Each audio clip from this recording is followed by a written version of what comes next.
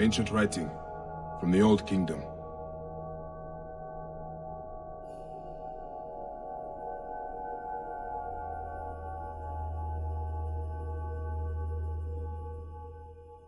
Run! Go! Get to the chopper!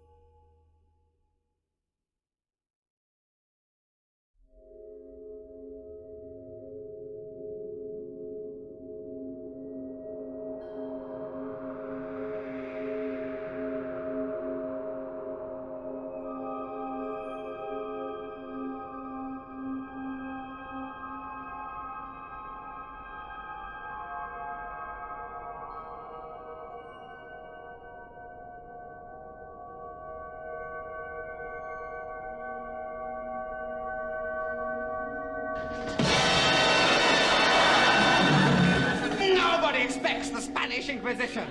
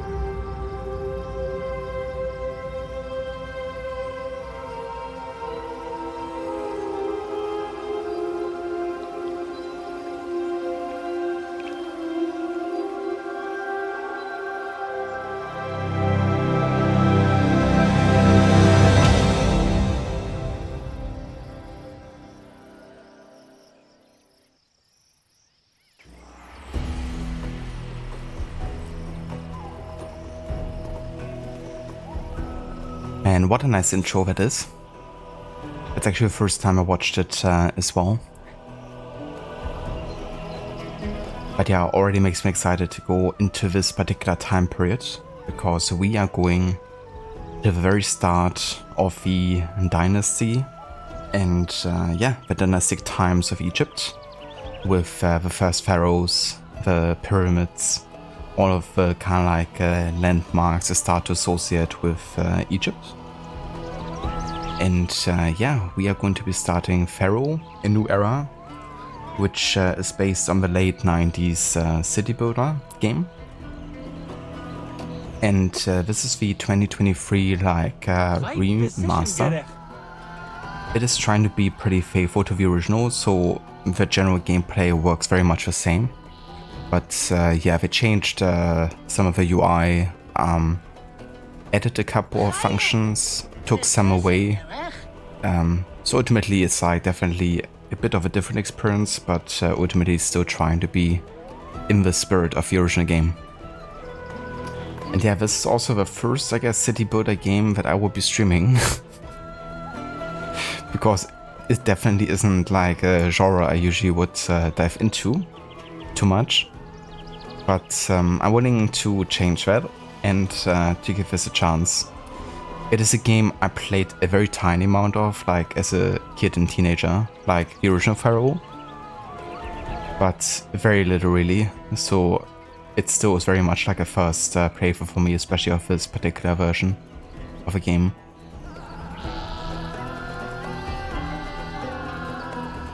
Also, hey there Dr. Darling, welcome in. Ancient writing from the Old Kingdom, this time for real. Very ancient indeed. Enchanté writings from Old Kingdom. Hey there Stanley, welcome in. How's it going, Dr. Darling and Stanley? Also, hey there Mr. Goody, welcome in, dude. A letter? For me? How's it going, Goody? And thank you guys for joining. So this game also won't be like a full playthrough, at least that isn't planned for this game. Because it actually spans over multiple, potential hundreds of hours of gameplay. One person that is definitely more, you know, kind of like used to those kind of games took over 100 hours, I think, to beat the entire campaign. So for me, I'm just gonna take this to play some individual missions, because I can showcase this in a second here. There's basically like a historical mission campaign selection, and we can basically choose to play any of them. I'm gonna be starting with a campaign, like introduction. I'm gonna play the first couple of missions, but after that we will kind of like be more picky about which missions we will be playing. But yeah, we will still very much go for time and recreate some of the historical events.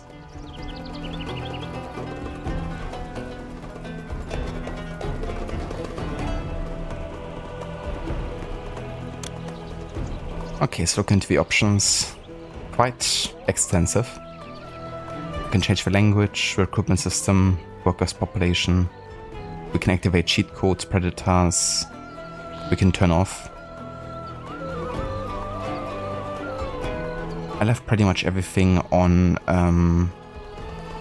regular, except for difficulty. I set this to easy.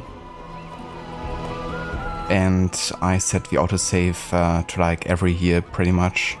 So we have like less of a replay, you know, needed should we fail.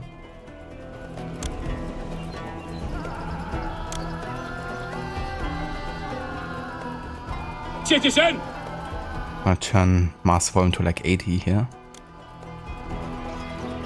There's a couple key bindings you could try to memorize. So you can control the camera with WASD.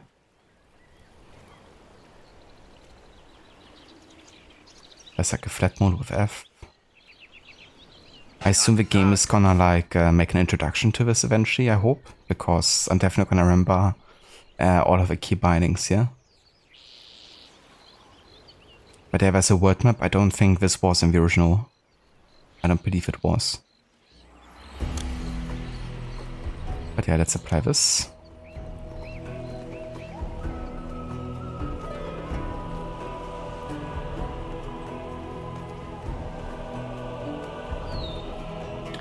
Also, hey Aura, welcome in. Citizen. Not first, but second. How's it going, Aura? Stanley doing good, doing a bit of a fast and the Furious Marathon. Oh, very nice. What movie are you currently on? Olivia and I also watched some of the movies. We watched the first and the second, then Tokyo Drift, and then the fourth, but we haven't continued since then. Gotta pick that up.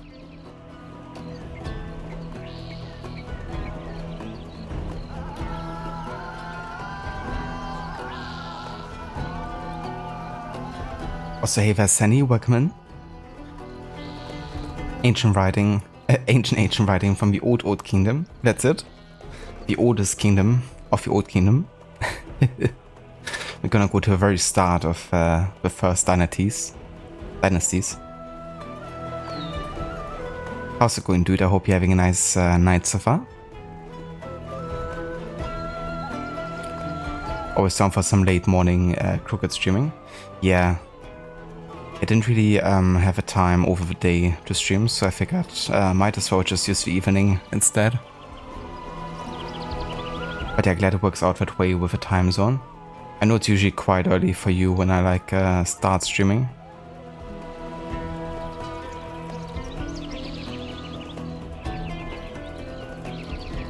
Being spot for games about Egypt lately between the streams of Predynastic Egypt, Pharaoh having played Origins recently. Should I going to be doing Origins soon?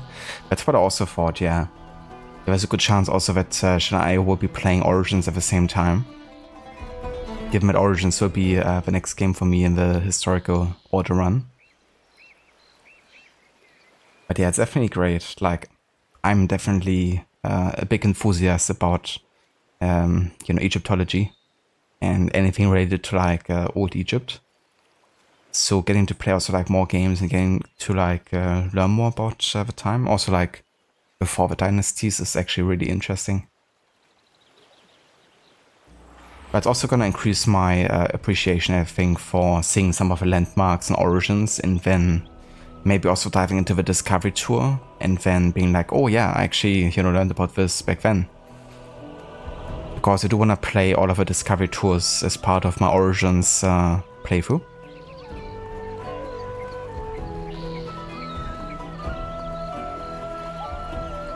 Hey there, AC, welcome in, dude. How's it going?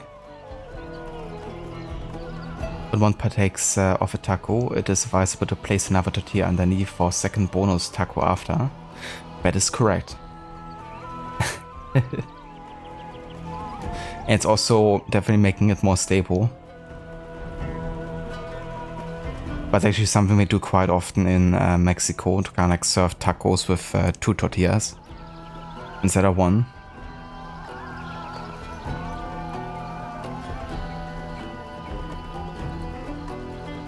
We actually recently made our own tortillas, like corn tortillas. Which actually is quite easy if you have correct, corn flour. It's a pretty straightforward like dough. It's a bit like Play-Doh actually. And it's like so much cheaper than actually, buying the pre-made corn tortillas from like the Mexican store.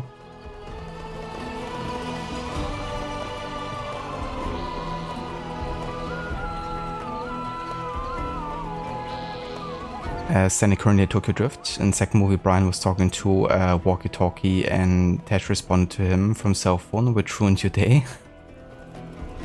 Yeah, those movies are quite iconic. Especially the first 2. Yeah, it just sets definitely a vibe about it that is very like early 2000s. When also this whole like racing culture definitely surged. But yeah, I definitely also liked Tokyo Drift. I mean, it was different, of course, setting-wise, and a bit more maybe like edgy in some ways, but I did like the focus on like actual drifting and, you know, how much better it can be than this typical like, okay, what is like the fastest car to accelerate. So yeah, I think it definitely has some pretty cool like driving scenes.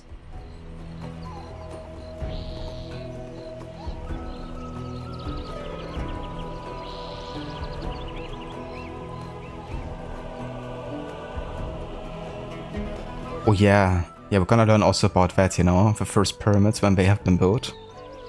We're gonna prove Odyssey wrong. But yeah, that's one of the reasons why I could never include Legacy of the First Blade in this run. Even if I wanted, because that's just a travesty.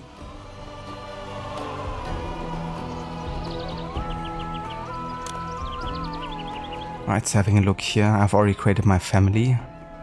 We have the Crocodiles. And yeah, we can basically start from the campaign here, or we can go into the mission selection to get like an overview of the history. Now technically this game starts with a Predynastic period in 3500, which kind of like acts as the tutorial. I would use this as kind of like a recap, but I probably would only include everything from 3000 onwards into like my actual playlist, right? Because this technically sets us back into a year we've already been into. Now this is something I didn't realize until I started the game, because according to Wikipedia articles and like a timeline there, the game was supposed to take place from 3000 to 300 BC. But now being in the game and like seeing the timeline, it says 3500 to like 35 AD, like the post kind of like Cleopatra time. So yeah, what I'm gonna do basically is I'm gonna actually start with the Predynastic period, just to get like an introduction, because I have to actually learn the game first. And these missions will like act as a tutorial, essentially. I don't assume, or I assume they don't, or they won't be very long. So we'll probably get through this quite fast. And then we're gonna focus on the Archaic period and then play like a selective amount of missions from different kingdoms here. And supposedly the main Pharaoh campaign ends here after the New Kingdom in 1279. And then Valley of the Kings is basically the DLC, which is the Cleopatra DLC, which kind of like starts here. I think I would still like to play a couple of missions from it, because yeah, it still acts as a very good like, you know, like recap of a time. But I definitely won't be going into Cleopatra's capital story, because that is kind of like covered in Origins, at least the very end of it. Would still be interesting to play the beginning, because it highlights Alexander the Great. And without Alexander the Great, of course, the Ptolemies never would have become pharaohs, because they were kind of like one of the, I guess, lieutenants, or kind of like main overseers, I guess, to serve Alexander. And when he died, you know, they kind of like took over and became the new Pharaoh family. And Cleopatra was, of course, the last in line of that family, and at the same time the last pharaoh. So this is very much like the ending point of that whole like dynasty of Egypt.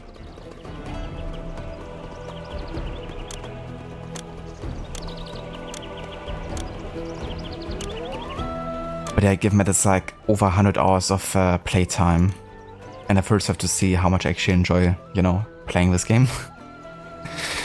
I will have to think about how far I would take it. I would decide that during the gameplay, essentially. I'm looking forward for, because it's a very neat timeline here. But yeah, we actually start from the main campaign though, because it gives us a couple more cutscenes, I think. And then once we kind of start deciding what to do next, we can head into the mission selection and choose something there.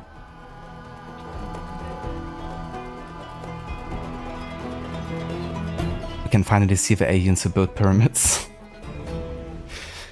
Yeah, that's quite funny. That whole like conspiracy theory. Better wear your tinfoil hats. Those goddamn assassins, every time. Don't blame me for leaving Legacy of the First Blade out. Yeah, Odyssey in its entirety, I'm afraid. I mean, we can definitely learn something from it, but yeah, it's definitely too close to when I last played it.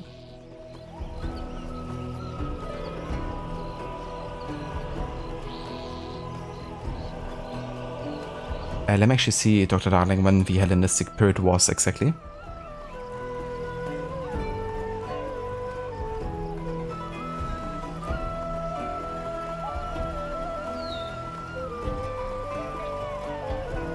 Ah yeah, so it's like basically from Alexander the Great to Cleopatra then.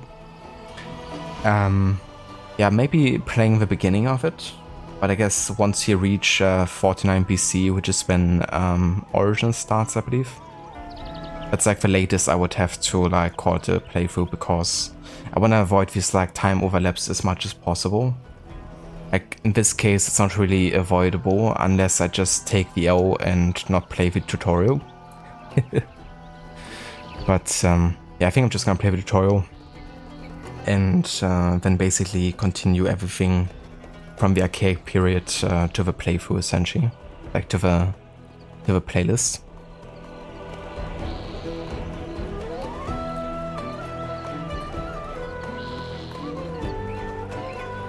So this is neither, Stanley. It's basically a remaster of the original 1998 game, I think, of Pharaoh. And it includes both the main game and the DLC. So essentially Pharaoh and Cleopatra is what they're called, essentially.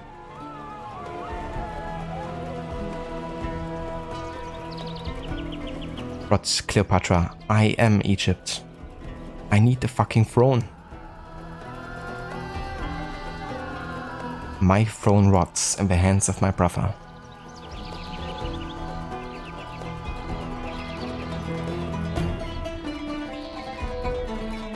She definitely has some iconic quotes, I think, in the game.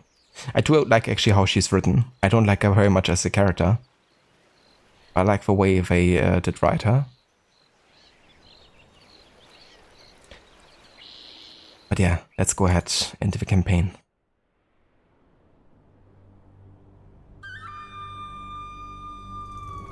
Nubt, 3500 BC. The Predynastic period. Your family begins the Predynastic period leading a small band of nomads through the discovery of the arts of civilization. Your leadership helps to set Egypt on its course to eventual greatness, still glimpsed only dimly.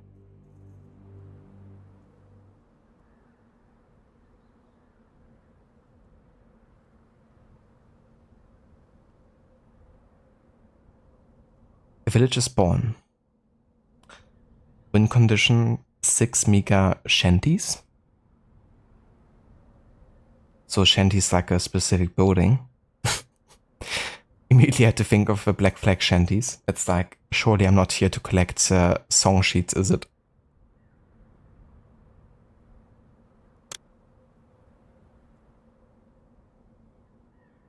Same here, yeah. It's like, what are shanties?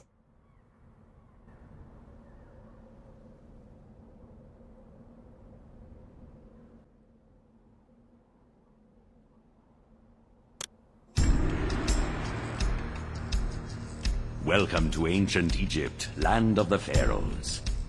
Here you'll participate in the history of one of the greatest civilizations the world has ever seen. In an epic story that spans more than 15 centuries and 24 generations. You must lead one family, generation by generation, from its earliest beginnings in Egyptian prehistory, through the dawn of civilization, to the establishment of a unique and powerful empire and beyond. Our story begins more than 5,000 years ago, along the banks of the Nile River in an area known as Nubt. Here, a small confederacy of clans struggles to eke out an existence in the harsh environment. With you at its head, your family leads this small settlement. Already getting flashbacks to Predynastic Egypt. Because it is, of course, like basically the aim of that game as well. But yeah, it's just like a short kind of like, you know, recap of a time, really. The mission is lost if your debt rises to minus 5,000 debens. Keep a close eye on your treasury. Okay. So I guess I'm just gonna click this away. Humble beginnings. The first thing this village will need are housing to provide settlers with a suitable place to live and a network of roads to allow its eventual inhabitants to find their way around easily and efficiently. Build areas of housing and you soon see people move into the village.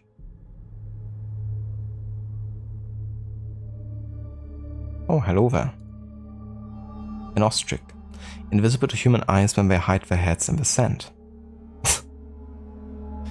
Nice. Ah yeah, there's like... Oh damn, there's a lot. Jesus, look at this.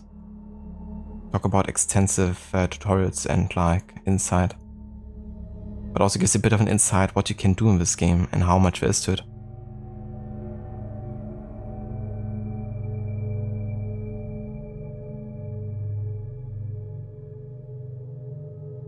Yeah, this game has a lot. It even has a police station. That's basically where the Magi's get made, I guess. Imagine if they actually are in the game. That'd be cool.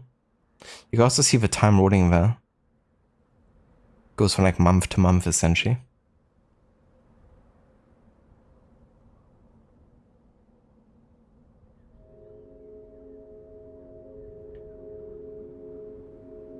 The ostrich's creed, hide in plain sight. Hide your hand in sand and hope for the best.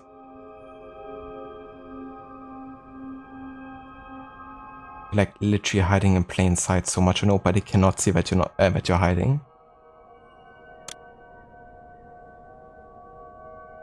Okay, so we can place some houses here.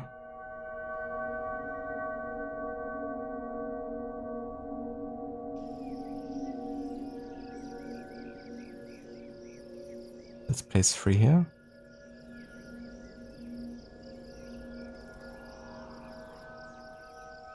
Does it have to be 6?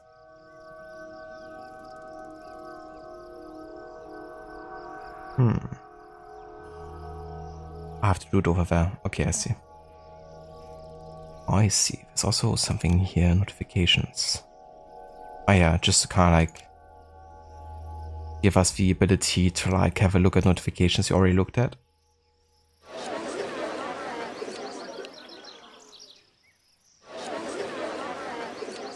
That's a lot of houses. Oh yeah, where they're coming. Civilization.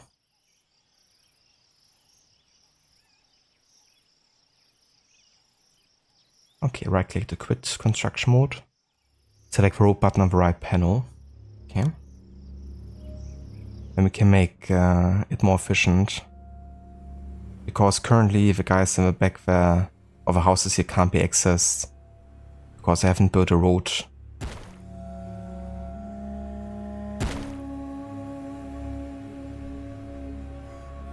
The Kingdom Road. The path by which immigrants reach a city is known as the Kingdom Road. Migrants always need free passage from the Kingdom Road to the city's housing areas.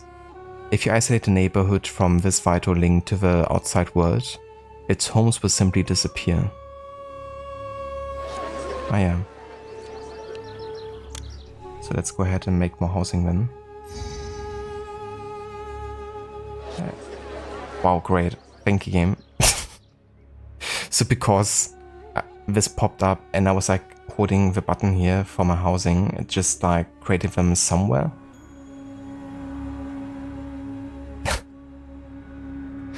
Okay. So I know people have moved into a village, great.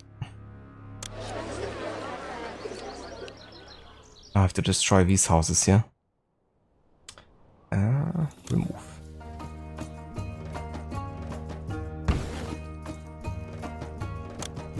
more housing. Watch immigrants arrive until your city grows to 200 inhabitants. Okay, let's place another couple houses here.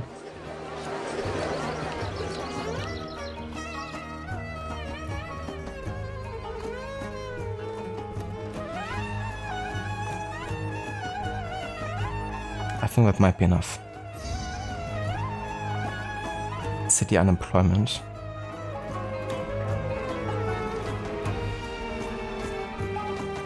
Access to water. To vote for houses, your inhabitants will need basic access to water. The well-placed votes will provide them with everything they need.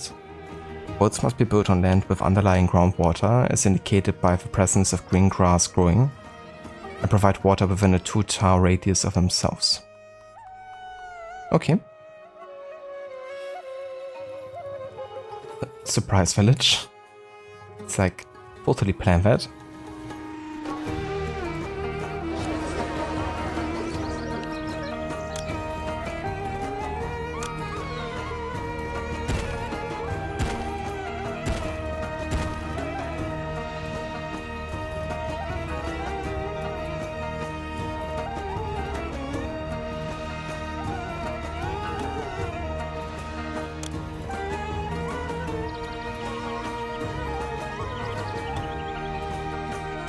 Ah yeah, so also like a wolf eventually in the sturdy huts. Cool. I like how they kind of like a wolf with time.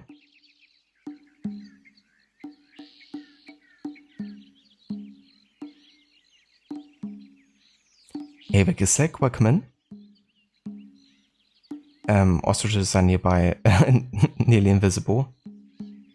When they put their heads in the sand, exactly.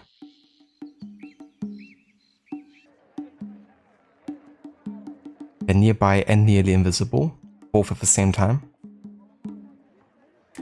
Also going Gisek.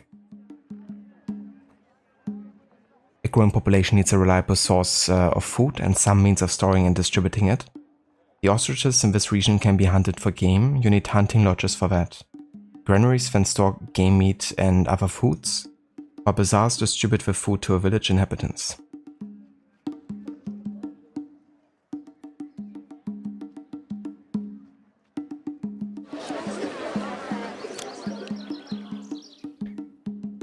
Okay, let's create some hunting lodges here. Oh shit, didn't want to click that away. As with most working structures, these buildings must be located within reach of housing, and the city must have enough workers to staff them.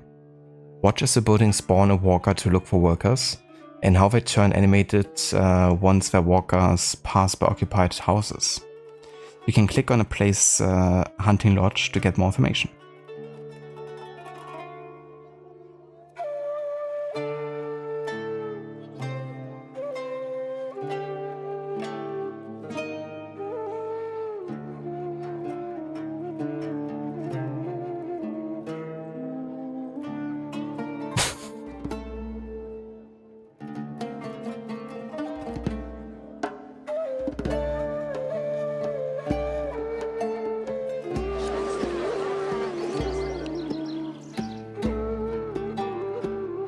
Yeah, Stanley, it's horrible, really.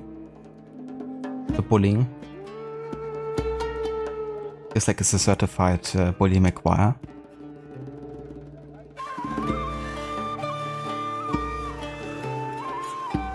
Granaries. Hunters will now set out in search of prey. If successful, they bring the carcasses back to the lodge to be butchered, after which a cart pusher will deliver them to the nearest granary for storage, which we're going to build now. Granaries are somewhat undesirable to leave nearby, but we need access to workforce, so it's important to place them carefully.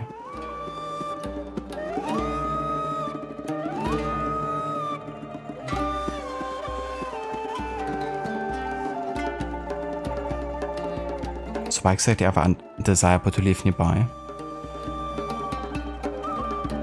Because it takes away so much space.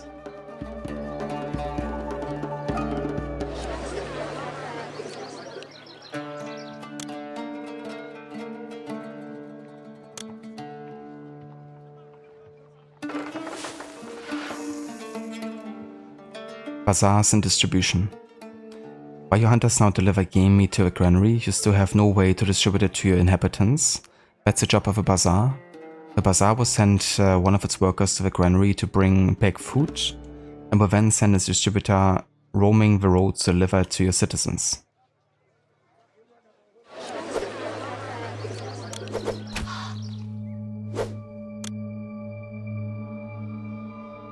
Walkers spawn and return points.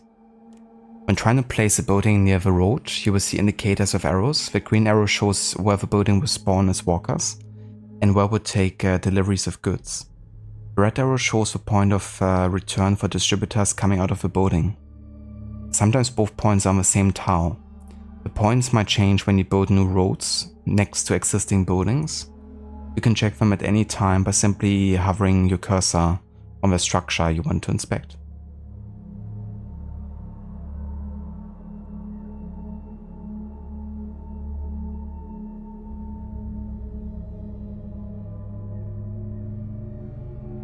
Is this a real-time strategy or city building game? It is definitely more of a city building game, I would say.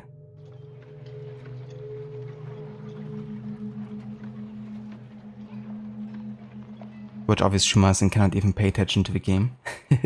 Yeah, that's no worries. But I would say definitely more of a like old school city builder. I think that's the main genre that it is associated with.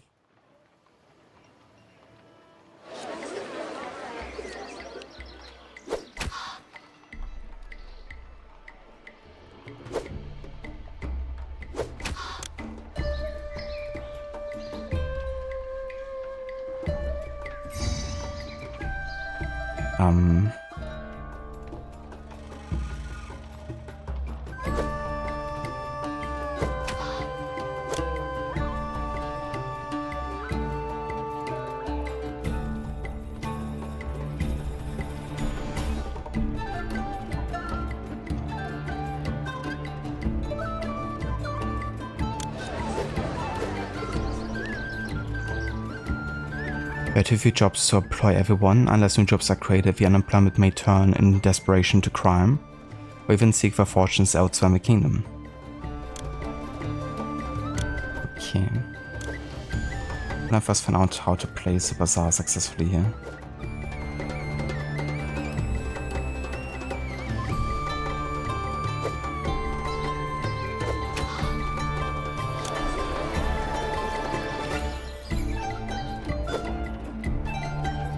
Okay, so I can make more road here.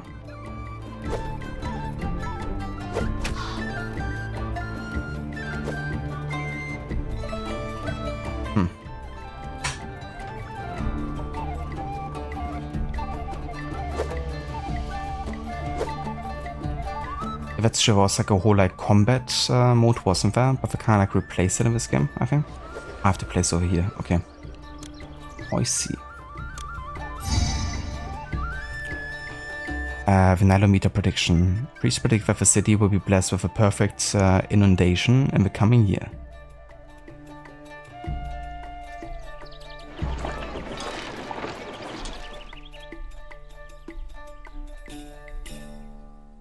Let's find out if Pharaoh will be back later. You think the game also only counts total worker pool by number? Usually also have to coordinate labor pools with people living there. Common is basically RNG simulator without any units spawning. I see, yeah.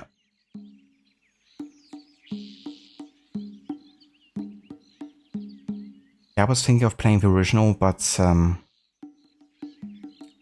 definitely has some kind of like issues with compatibility and also some game-breaking bugs, I think.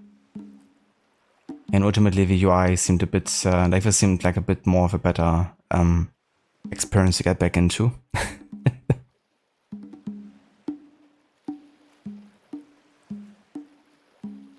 But I think they patched this remaster version quite a few times and took a lot of the criticism and like changes people wish for into consideration.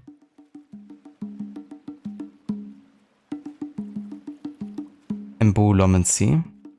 Distributors of goods or services roam the roads of your city for a period of time and then return to the building.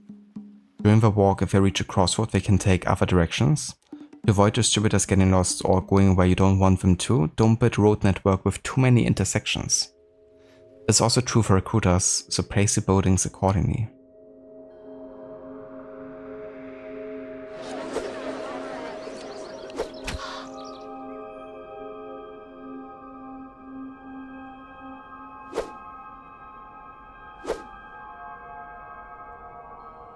One of the tools at your disposal that you can use to control the walkers is the roadblock. Roadblocks prevent distributors and recruiters from passing, but do not affect other walkers with a set destination. Use roadblocks wisely and you'll be able to manage gigantic cities.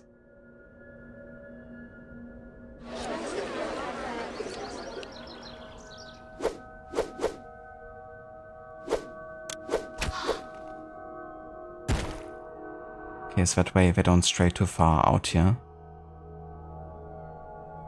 And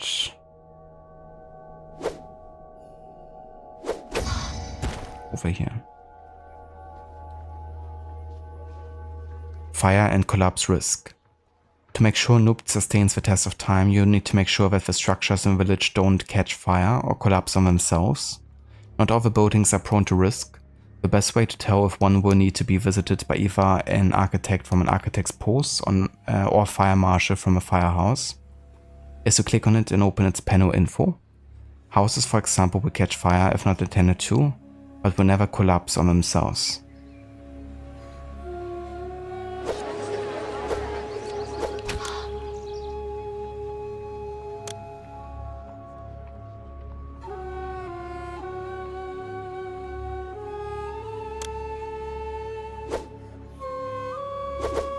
I can now freely place buildings, okay? Let's place a firehouse over here. Maybe on this side. Let's go over here.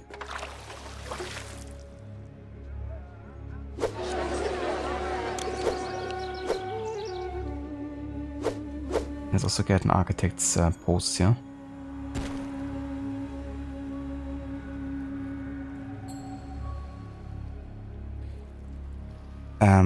Access to clean water.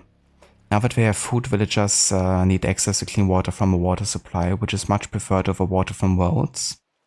Water supplies must be built on grassy areas and also need access to employees in nearby housing. Once up and running, a water supply will dispatch a water carrier to deliver buckets of clean drinking water to other houses in its immediate vicinity.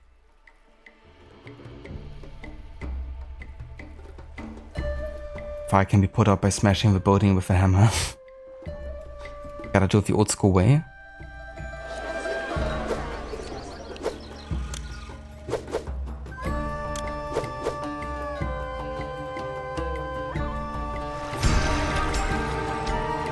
Well done.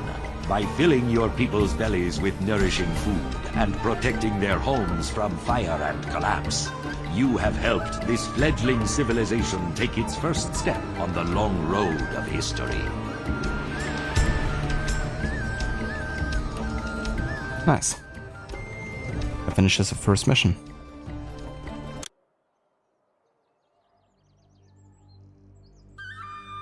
Alright, next we go to Thinis.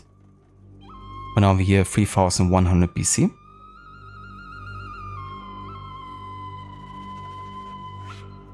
The dawn of civilization. Wind conditions 1 ordinary cottages.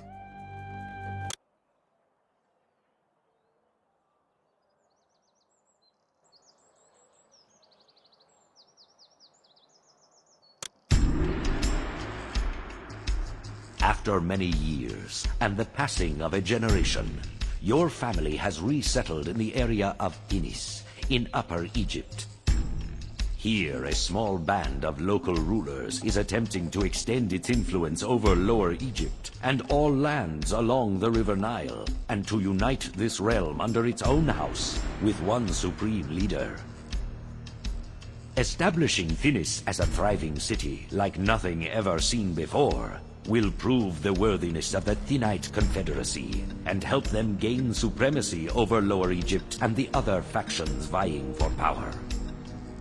In time, this will mean providing the population with entertainment and building wonderful temples to worship the region's patron deity.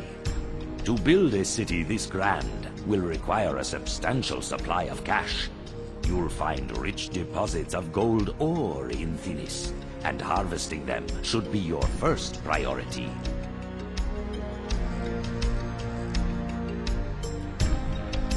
Alright, so we can't get a debt of minus 5,000. This is the defeat condition, and win condition, the ordinary cottage. Alrighty. Start to lay down your housing and provide your people with fresh water and food the same way you did in Nubt. Try to stay relatively close to the ore-bearing rocks in the northwest of the map. You're going to need to mine them. You can clear trees with the remove button, but these won't grow back. In future missions, you will have to make sure you won't need them before getting rid of them.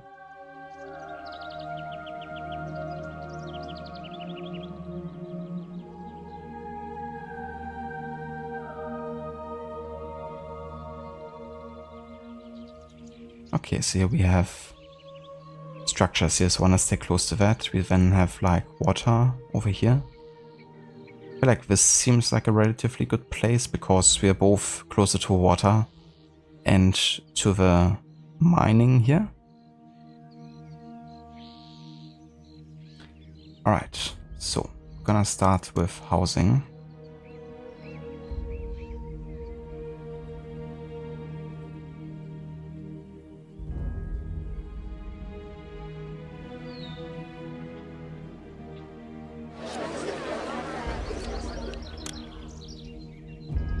Bit of road around here.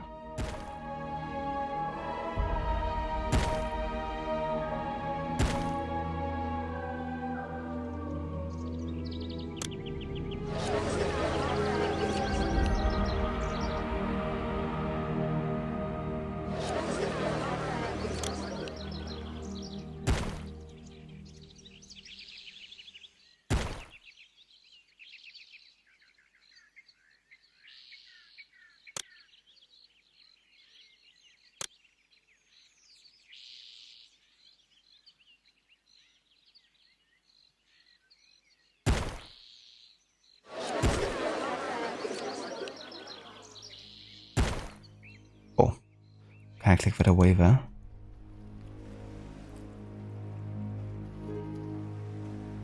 Speed management and key binding. You might sometimes feel the need to get to speed things up a bit or pause the game if a lot is happening at once. All the buttons you need to locate in the top left panel. Okay, good. It's nice to kind of like be able to pause the game if, you know, kind of like everything is happening at once or something. Or just need to like plan ahead, really. Can also build a water supply here.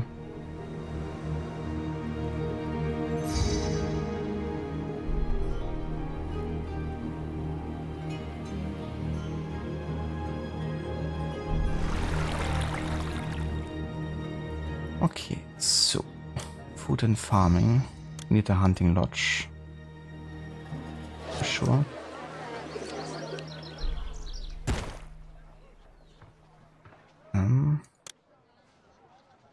Let's make the granary.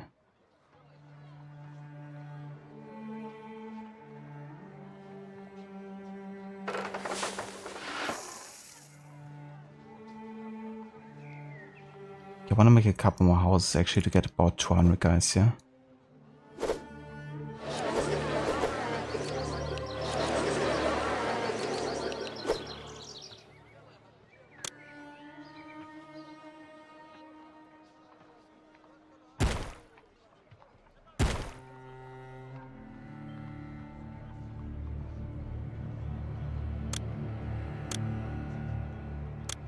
Also build the bazaar.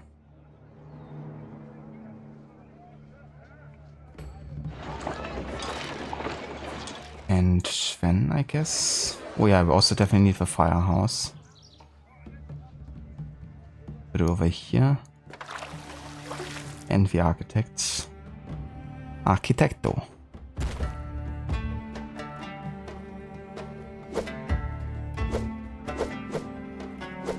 Alright. And then I'm gonna place a roadblock here. Nobody goes there. And I wanna build the mines, I guess. Maybe let's place another hunter's lodge.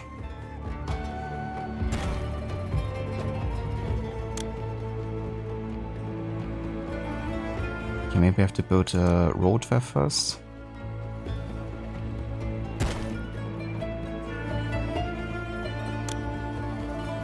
Put in farming, nothing here, housing.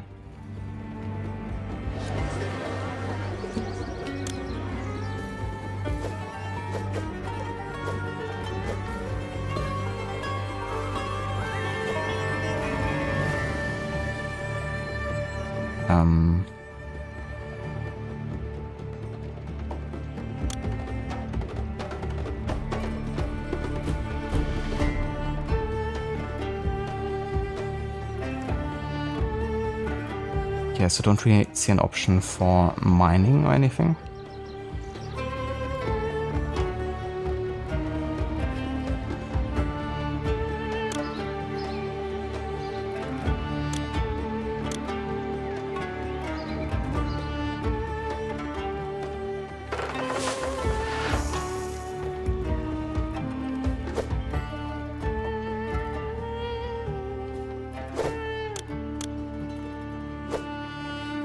Not really sure what the next goal here is. Thought we had to kind of like mine all of this, but I don't have the option to build anything like that.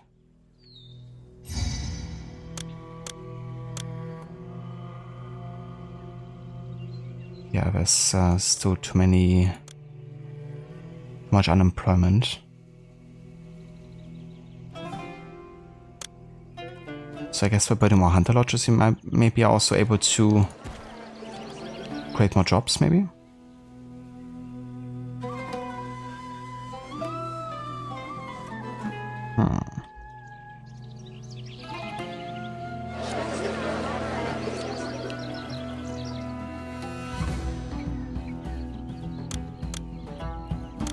Actually have a save here.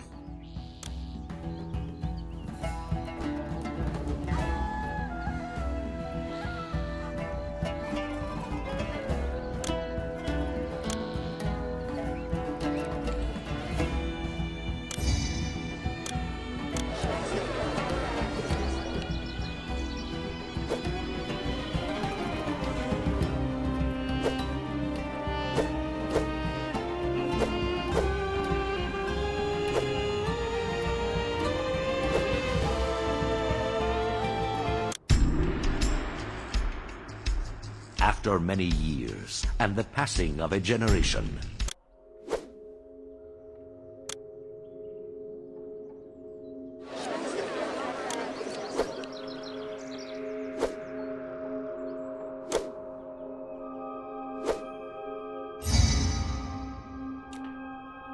Farmers are overjoyed by prediction of an excellent inundation in the coming year.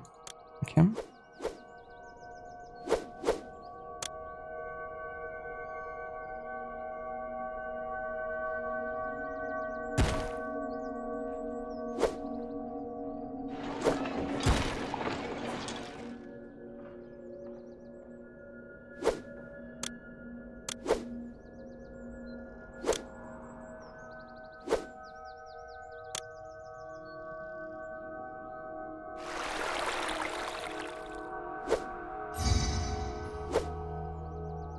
Yeah, I get it. Everyone is so unemployed.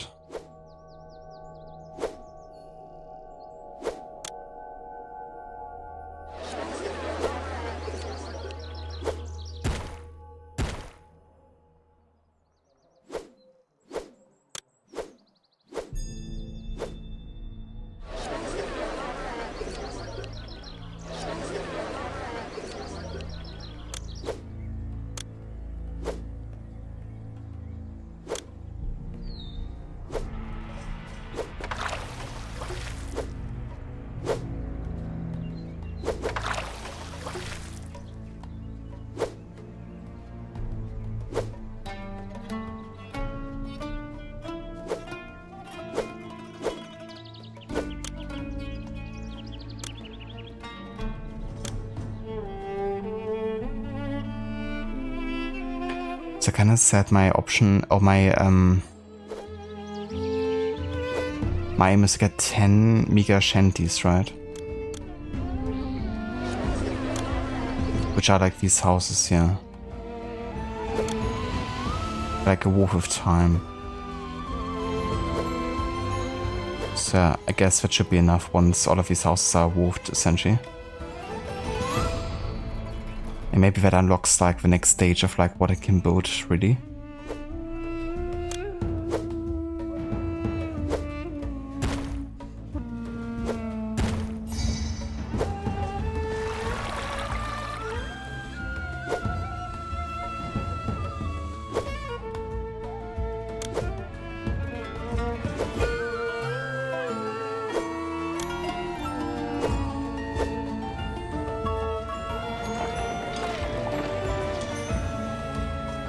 I think it doesn't hurt to have 2 bazaars potentially, to distribute them like more evenly towards the population.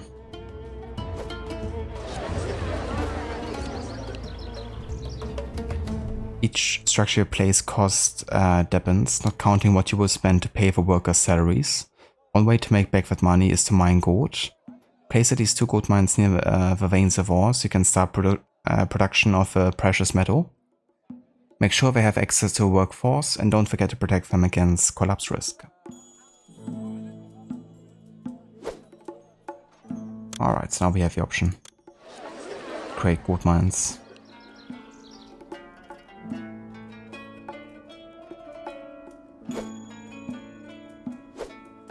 But I guess they can only be placed down here, right? This...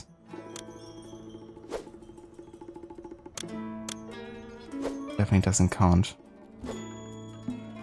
Ah yeah, I could place one here for instance. Have one there.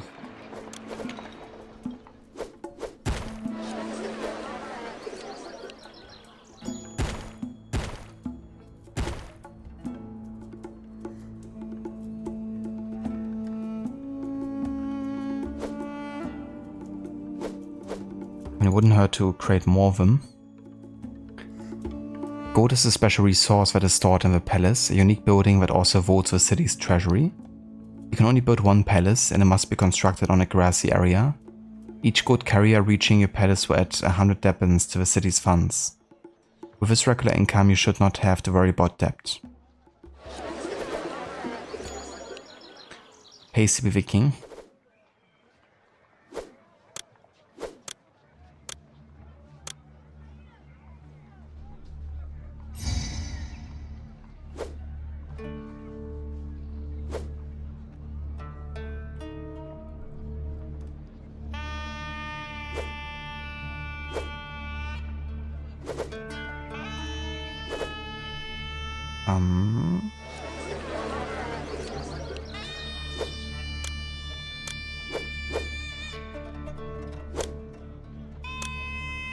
So not really sure where we have the option to place a palace. Oh damn, we have 500 residents already.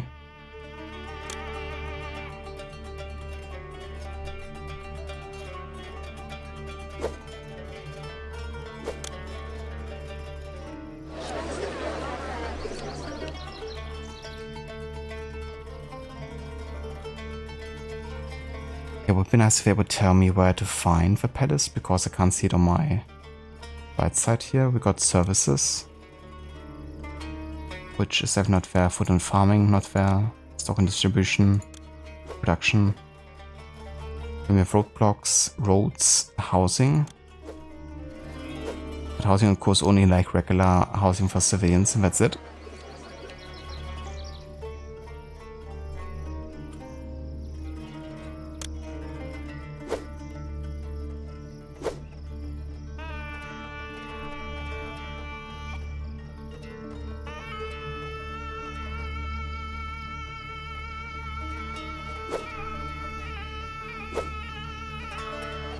They still don't tell me how to build a palace.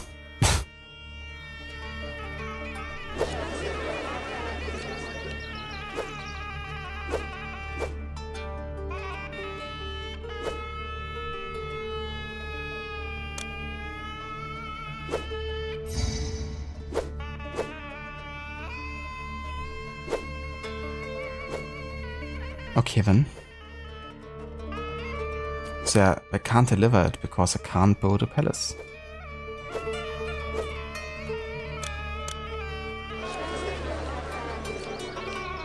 Okay, let me pause real quick.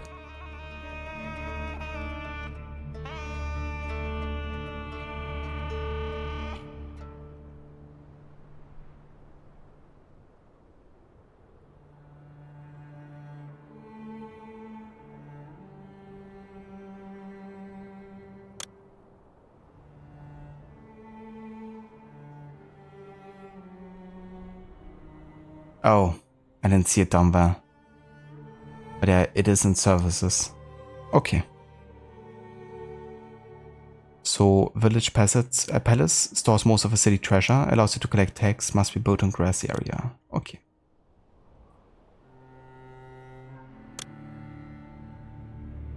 So, for instance, over here.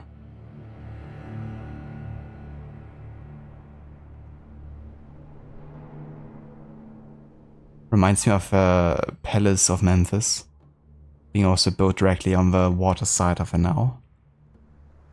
Could also place it here technically. Yeah, let's do it here. That's of course a long ass delivery for them though. Didn't think about that one. So why have I not... Ah, right, because it's like pause. So I wonder if should I decide to like remove this, what I can do my last action? I can just undo it. Fair enough.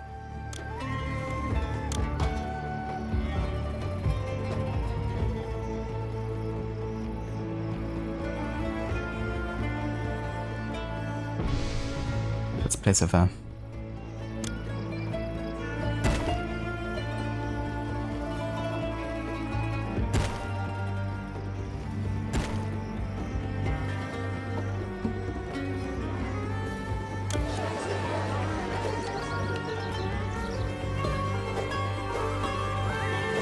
So they should be able to deliver it now. Right.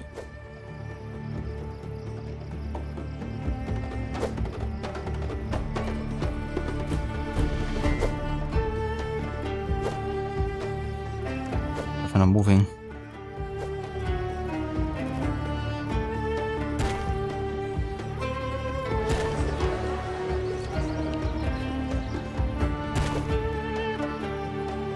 Huh? Why was this stuck?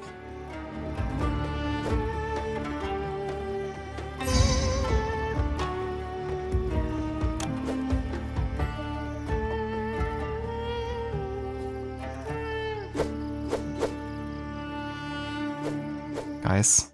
I'm not taking these supplies any further until someone's available to unload them. Okay. So someone has to come from the palace there?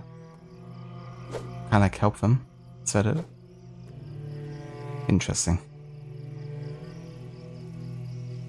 Interesting.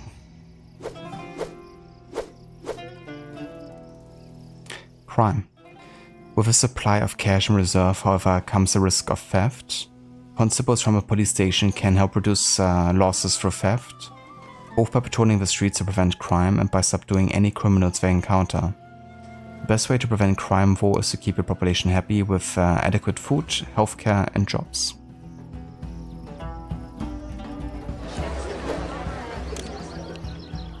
Okay, police station.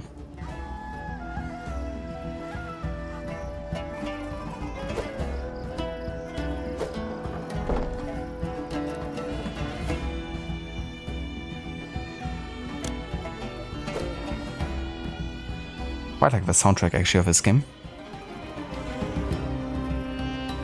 I believe it is pretty much the original one, just like slightly remastered as well.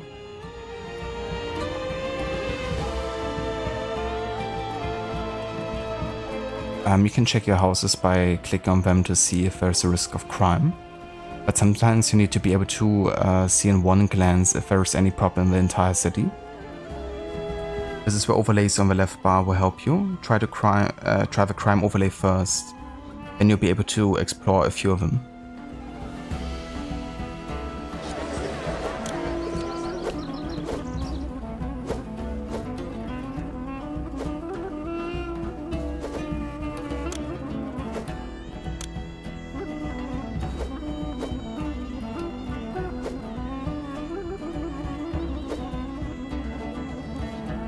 So crime is endemic here.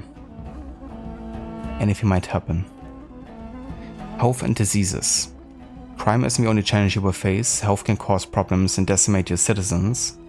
Physicians patrolling a neighborhood will protect its inhabitants from diseases.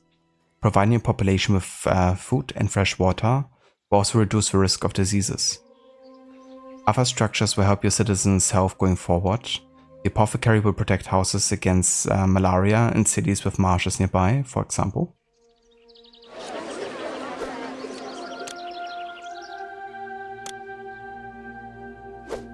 Okay, let's place a physician over here. Why is he coughing? Must be one of the patients, I guess. Or maybe it's the doctor himself. An Egyptian city cannot truly flourish without suitable places of worship in the form of religious temples and shrines dedicated to one of the 5 gods. The patron god of Thinis is Bast. To appease the gods, build enough temples and shrines dedicated to each of them to serve the current population. The working temple sends a priest through nearby neighborhoods, granting residents access to worship of his god. In addition to religious effects, shrines and temples also provide a good amount of desirability for houses nearby. Shrines can be built on one tile away from the roads and will still function properly. That's cool.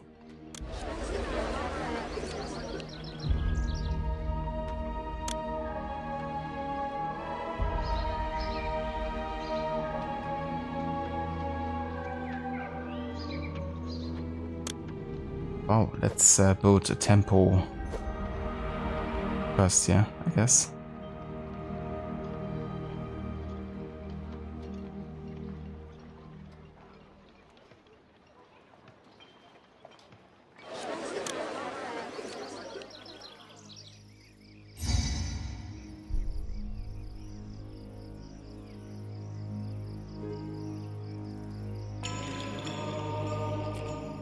Temples are tall buildings and tend to hide what's directly behind them.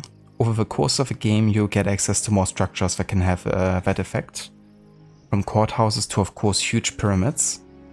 This is where we meet one of your most important tools, the flat mode. Flat mode can be activated with a button located next to a minimap or by simply pressing the F key by default. It will flatten all built structures while allowing you to keep building new ones.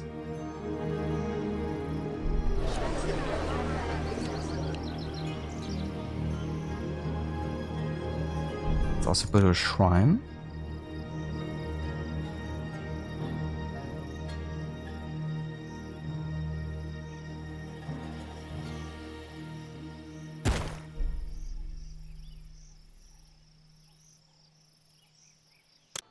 Okay, let's have a look again at the risk overlay here for crime.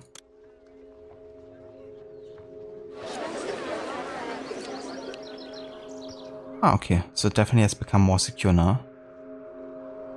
Very nice.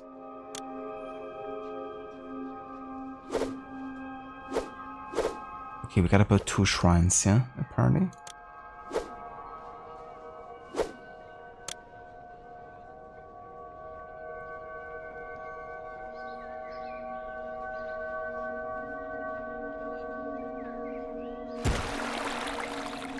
Festivals. Both patron gods and local deities can become hostile if not shown the respect due their positions.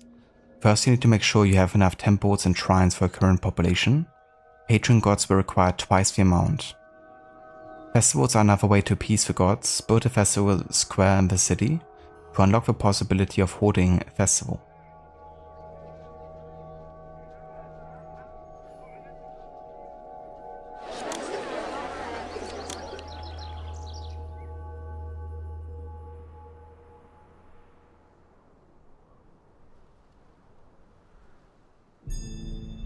Maybe like over here.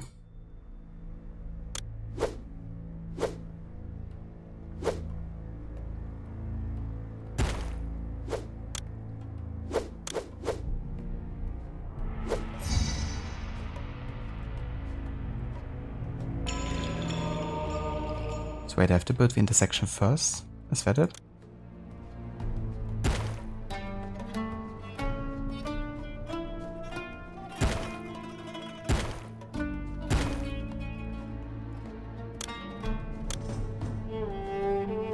Ah ja. Consult the overseer of the temples to determine the status of each of the gods in any particular city, and whether the gods are sufficiently appeased.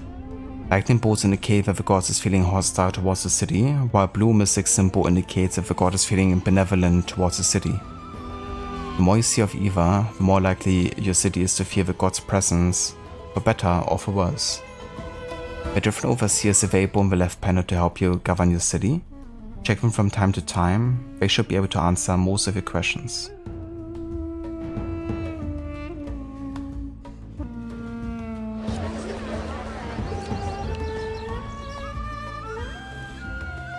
When Buzz is displeased, nobody's home is safe. Some blame Buzz for disease too.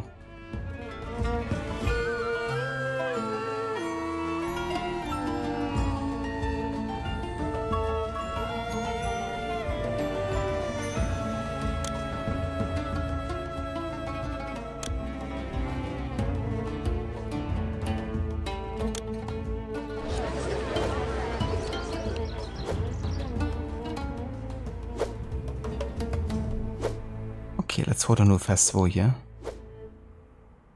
Okay, Grand Festival is a bit too much. Let's go for a lavish one.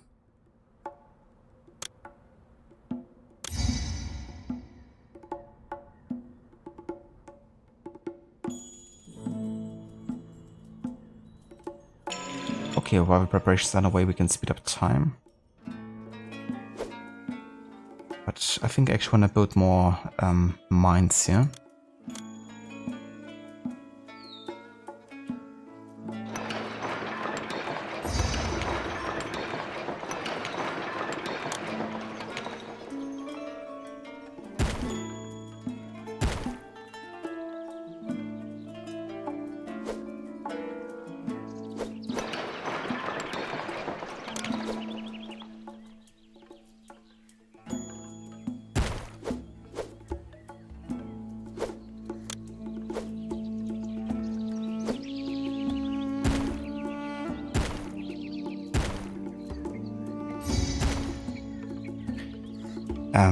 Entertainment. As the city becomes more advanced, some citizens can enjoy leisure time activities, such as taking in a little entertainment. A wide assortment of entertainment is one of the hallmarks of a truly cultured city, but currently can only provide entertainment in the form of jugglers. A juggler needs a venue in which to perform, the smallest of which is called a booth. Build a booth on the corner of the road to stage juggling performances, and jugglers go nearby to train performers. Both need access to employee housing and enough workers to staff them. Jugglers train at the juggler's school will proceed to any nearby booth to put on shows, imparting a modest amount of entertainment to the surrounding area as they pass by.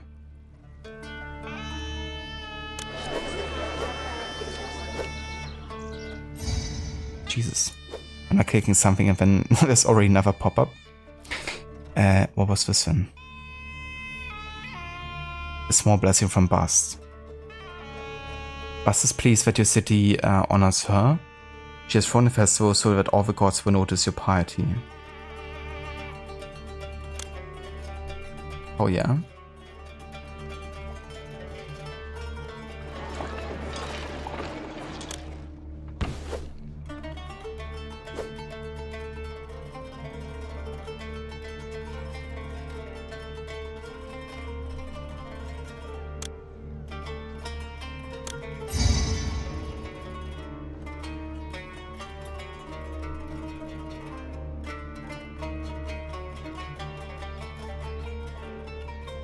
Okay, let's place the juggler school here. And the booth.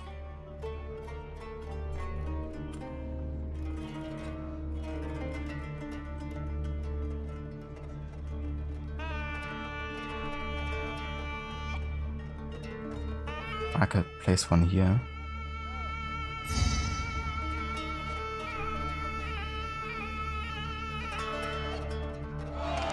Let's go for one there.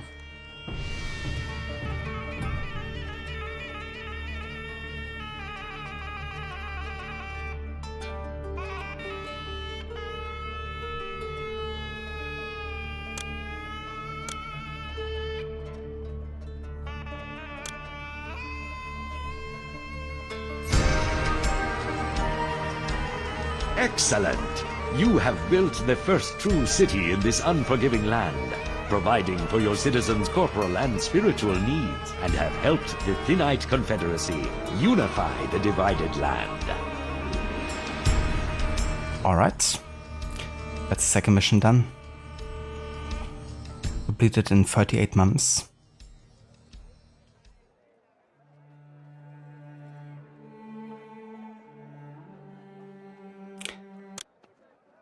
Let's go to the next mission here, which is also going to be the last one of the Predynastic period. This time in 3050 BC. We're going to Perwadjyt. The Precarious now. Got about 10 modest homesteads. And a population of 600.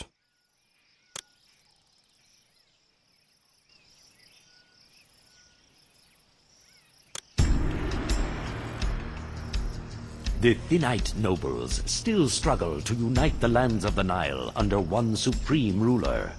To aid them in their cause, it is hoped that you will endeavor to establish a thriving community at Perwadjyt, in the humid delta region of Lower Egypt, thus spreading their influence throughout the length of the sacred river. To support a population larger than that of a village, you must learn to use agriculture. Egyptian farmers have begun to exploit the rich, fertile soil deposited by the annual inundation of the Nile River for growing crops. The Nile can be hazardous, however. Many dangers lurk along its banks and in its waters, such as deadly crocodiles, hippopotamuses, and malaria-carrying mosquitoes. God, I hate the malaria-carrying mosquitoes. Floodplains and farming. To feed your people in Perwadjyt, you must build farms directly on the floodplain in order to gain the benefits of its increased fertility. Unlike most working structures, farms on the floodplain do not need direct access to employees, but do need a steady workforce of peasant laborers supplied by work camps to tend their fields. With work camps fairly close to the floodplain farms, so peasants won't have to walk too far to reach them. Each year the Nile floods its banks, replenishing the depleted soil on the floodplain with rich, fertile mud. Peasants harvest the annual crop just before the inundation and deliver it to your granaries. Because there's only one harvest per year, make sure your city has enough granaries to store a sufficient amount of food for a growing population. Okay. So gotta make multiple granaries here. Where to store everything.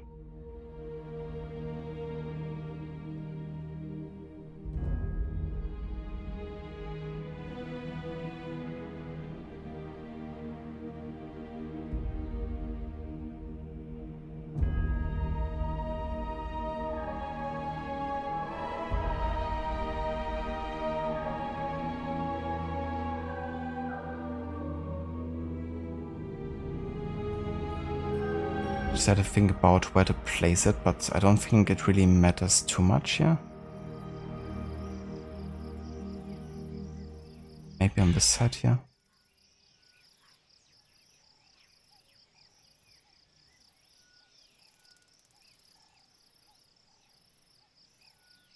Yeah, I think I'm going on this side.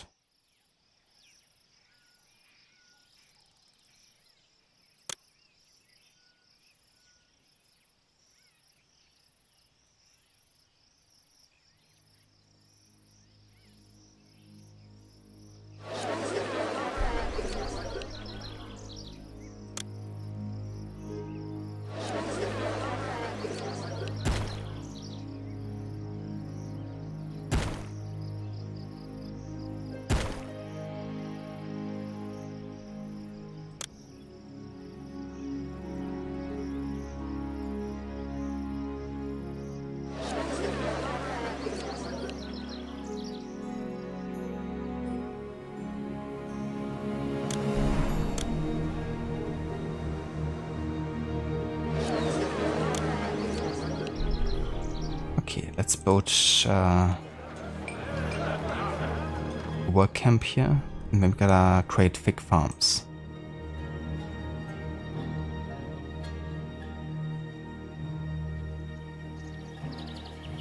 Oh. Okay. I have to actually place some of these. Whoops. I didn't realize.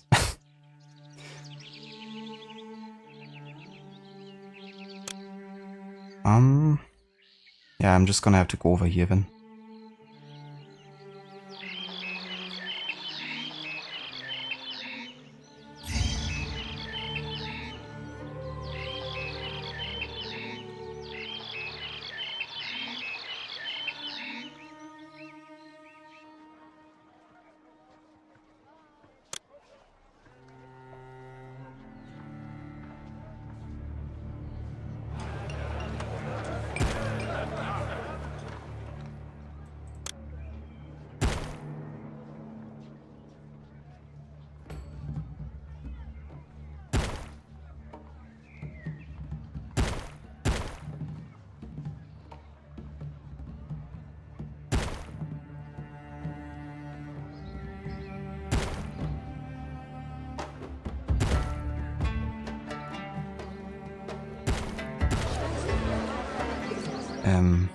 So I cannot build anything there.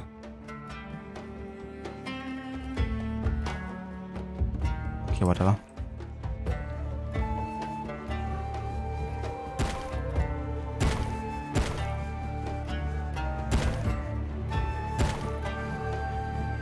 Looks kind of wonky, but no matter. Wait. I just need to build it like one tiny tower next to it and that's enough? Okay. Fair enough.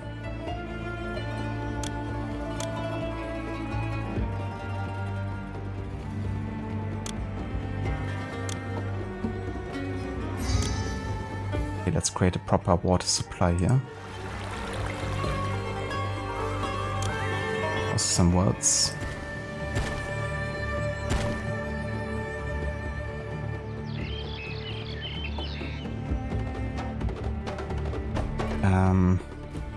We need a village palace.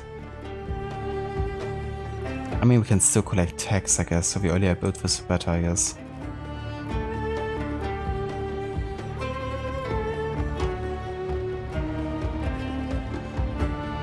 Malaria is most prevalent close to water and marshlands. The malaria overlay shows which houses are more likely to succumb to this illness. Access to clean water from a water supply and insect repellent provided by a local apothecary both greatly reduce the risk of malaria for any given household. Like most buildings, the apothecary only functions when it has road access and labor.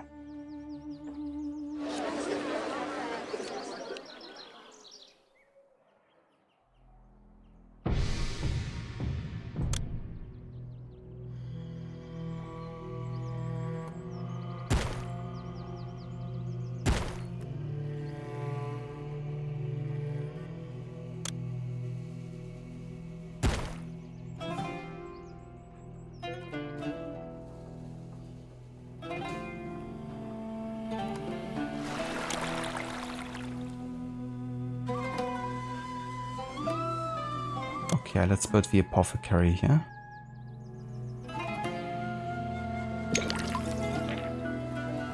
Also firehouse.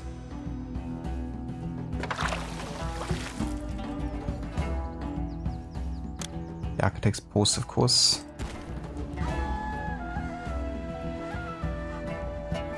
And the physician.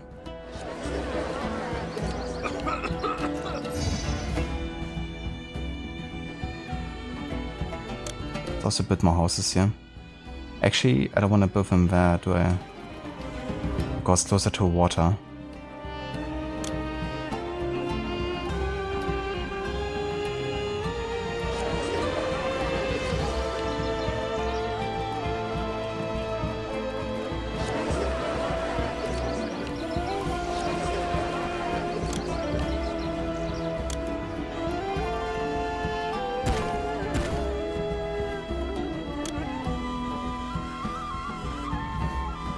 Okay, let's build a temple for Osiris here.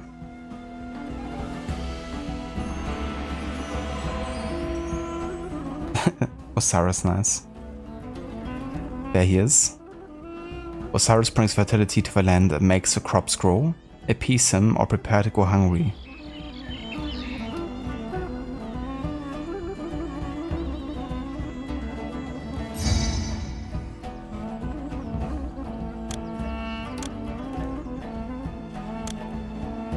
Yeah, let's also build some shrines.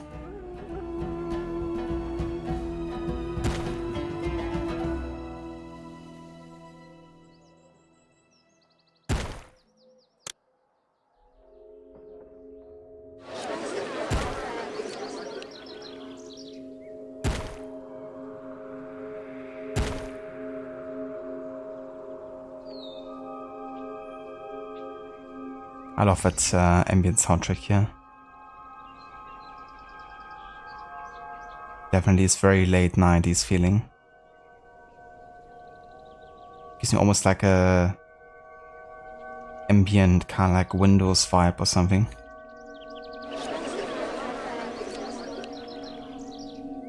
The theme for Windows 98 was actually one of the first like proper ambient electronica pieces that in a way also define the genre.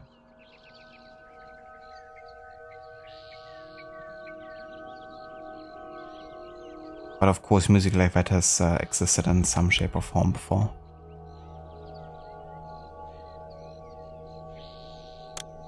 I like synthy ambient music.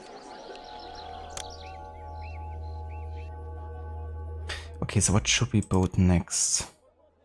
Got the apothecary, the physician. We gotta get to a population of 600, right?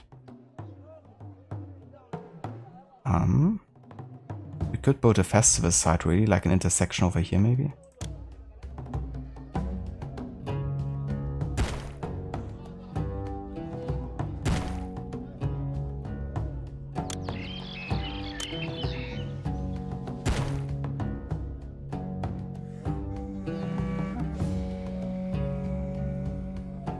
Let's for the festival then. Let's go for a lavish one. Any beers to hold a grand festival, okay. The festival for Osiris.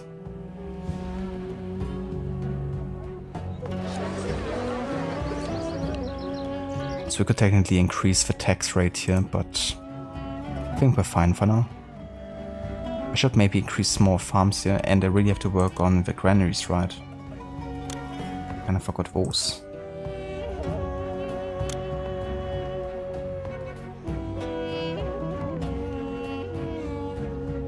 Yeah, not right in front of the palace. That's not a good look.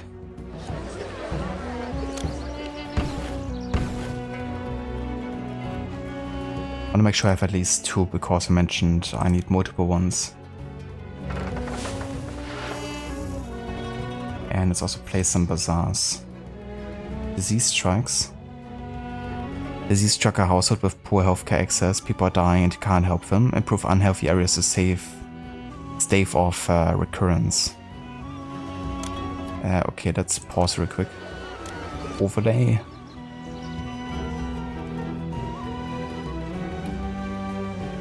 Risk.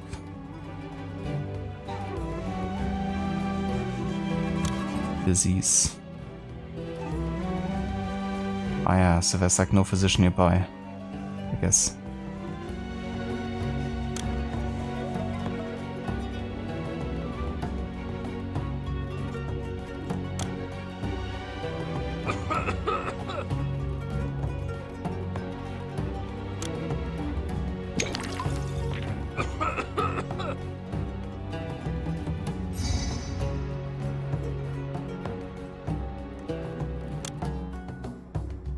Okay.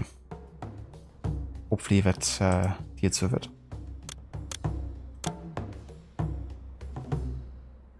Okay, let's also make more farms, I guess.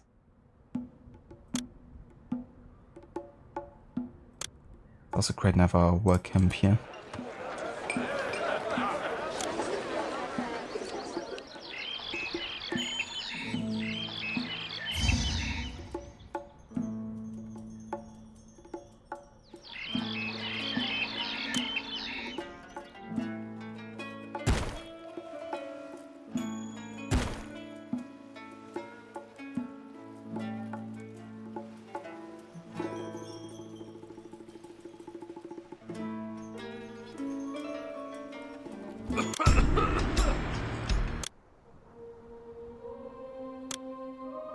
Okay, so we should eventually evolve into like homesteads, right?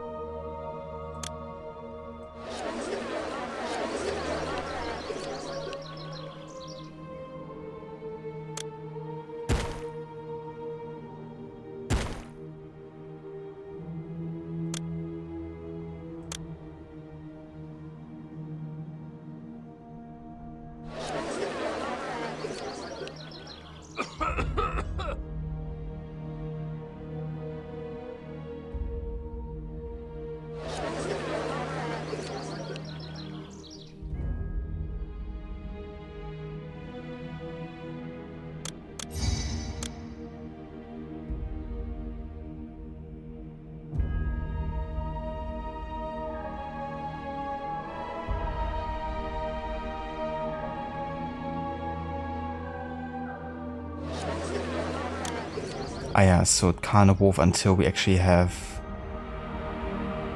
the first kind of like farm. Like the first harvest.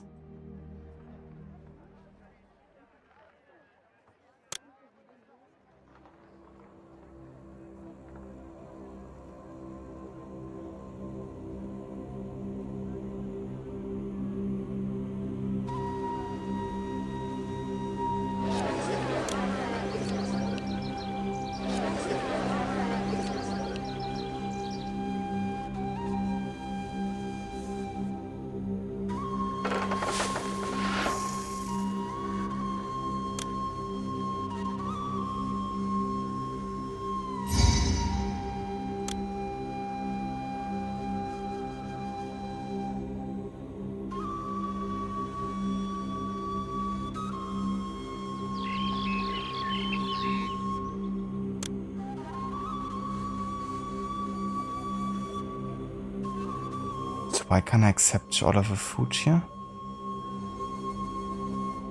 Do you need like to build another granary? I wonder. No worries whatsoever, Rod. Thank you for dropping by. I hope you have a good night and a good rest. And yeah, I hope you have a great time with Valhalla tomorrow. I hope the rest of the grind also went well today. Will you be starting the, I think you were kind of like skipping one story arc to start the East Anglia one, right? So which one will you be doing tomorrow then?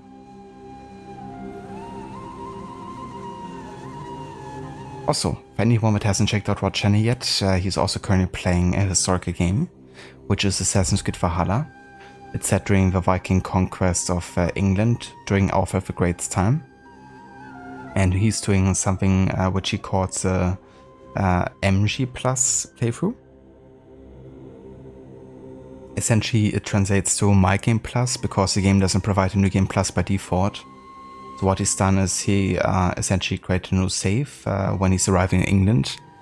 And then kind of like grinding on that save, and then once he reaches that point in the story with a new save, he switches over and then has access to some of the tools he would have to grind for otherwise. So yeah, definitely a good way of like making that possible if a game doesn't provide it by itself. And yeah, very entertaining. Also does lots of challenge runs on the AC games and lots of other ones. A big fan of games of Rockstar, like Grand Theft Auto, but also Red Dead Redemption. A big fan of horror games as well. So yeah, great variety to catch over there. But you'll be skipping to the story arc in Shropshire. Thanks for the shoutout. No worries whatsoever, Rod. More than happy to give you a shoutout. And very nice. Yeah, what a story arc that one is. And what happens there. Gonna be good to be able to deal with Eva yet again. Also, hey Vashilla, welcome in, dude. thank you so much for the raid. How's it going? How was the rest of your stream? I see you finished Syndicate with Jack the Ripper and also started Origins. How did that go for you? How was Spike of SeaWorld going? Also, hey there, Maita, welcome in. How's it going? How was the rest of your stream with Valhalla today? Hey there, Arctic, welcome in, dude.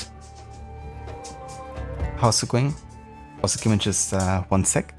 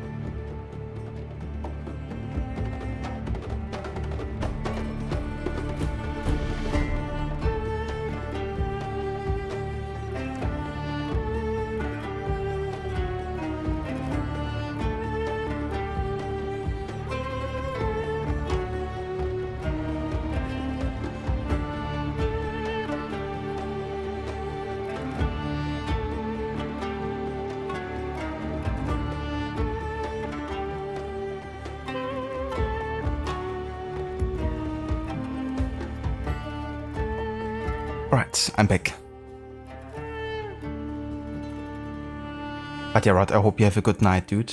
And definitely take care. Thanks also for banning that account. Freaking bot accounts. I love them.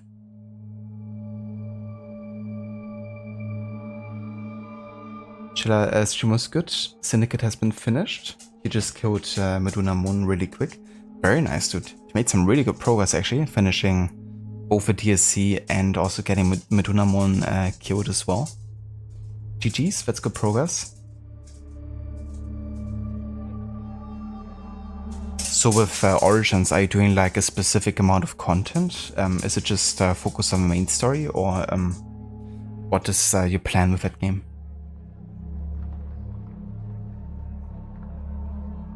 Oh, good, Amita, how are you? I'm definitely doing good, thank you for asking. We've been starting the next game, my historical order run. Jumping into the year 3000 BC, we're now at the very start of the first dynasties. And the first, pharaohs under United Egypt. We're playing a really old city builder from like 1998 or something. But we're playing the remaster version from 2023. And yeah, this is a game I used to play very little amount of as a kid and teenager. But never much. It's mostly like a game I watched my sister actually play back then. And she actually still plays this game to this day, I think. Which is kind of funny because she is not really a gamer in any sense, but this game she plays. And yeah, it's been definitely pretty cool. Like definitely nostalgic in a way. But I would have to say I remember almost nothing about any of the mechanics. And city building is not really a genre I usually play whatsoever. So I'm definitely learning at this point, but yeah, it's definitely something different. So it's nice, like a bit of a change.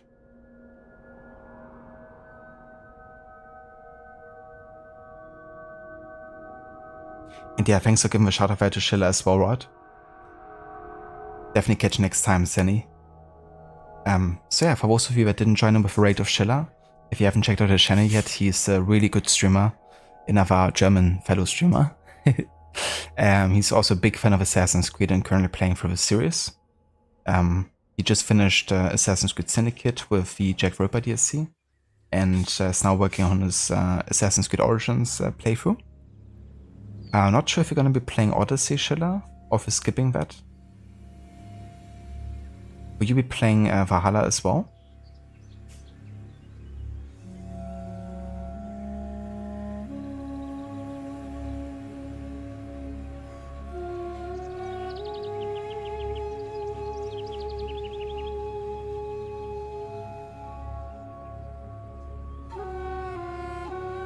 You would do mostly the main story, but also some side content. You want to do specific side quests and get rid of all the war elephants.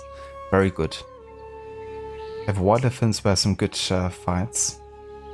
There's also a pretty cool outfit that you unlocked from killing a specific one, I think.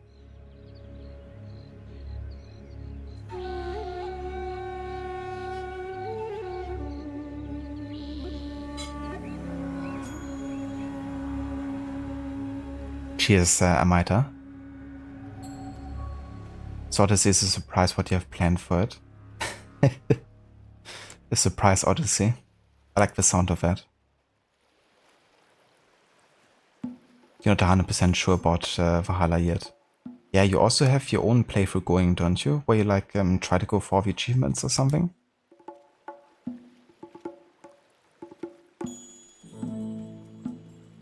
Only the bath towers allowed this time. Yeah, I remember when I had my choose the outfit option reward on. And that was by far the most picked outfit. It looks especially ridiculous with the hood on. I really like that they included it. It's kind of like a gimmick after the, you know, bathhouse assassination. Alright, so as you can see, we are currently in the now Delta Valley. This is like roughly where also Heraclean Nome is located in Assassin's Creed Origins. But because it's so close to water, there's also like a lot more diseases and malaria is thriving. So we have to deal with like lots of diseases. And we also can only harvest figs here. There's like no hunting I can do. Which is a bit ironic because usually there would be like a lot of wildlife here. But yeah, that also means I can only harvest once per year. And I have to make sure that I have enough storage to be able to have the entire harvest, you know, stored. And only then I can actually build up my houses to become homesteads eventually, which is basically our aim. I gotta get to a population of 600. Currently we have about 450. With an unemployment rate of 30%, I think we can do better than that. And yeah, I have to like upgrade these homes to like a pretty good level. But yeah, I do wonder when we can actually start harvesting here.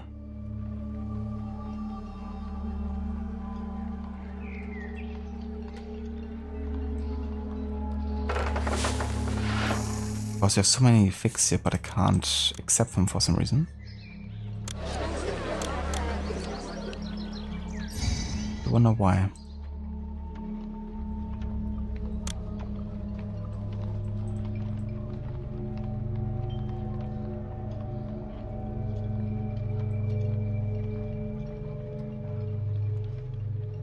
This house cannot evolve as it needs a supply of food from a local bazaar. Wait, have I not played bazaars yet? Oh. I think I haven't. That would explain it.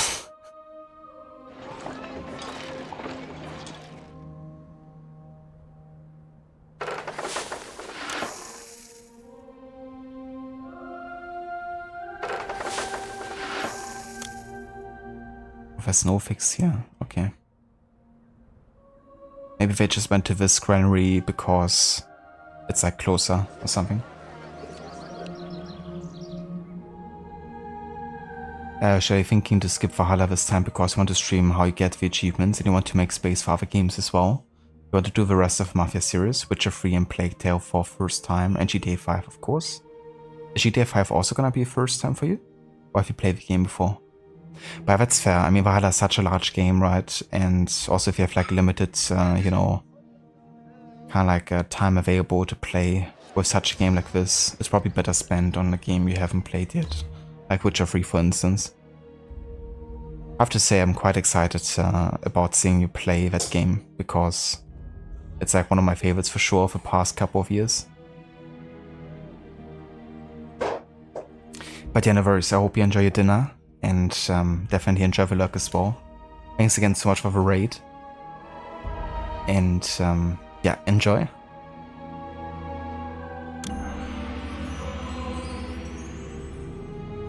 Ah yeah, so now we have rough cottages here.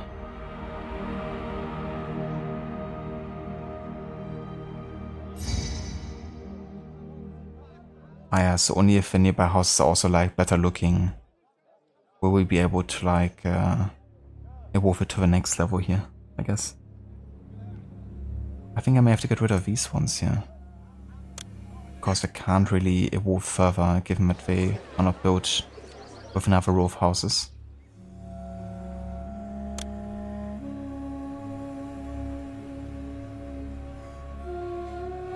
We do with further though. Also, let's make more thick plantations here.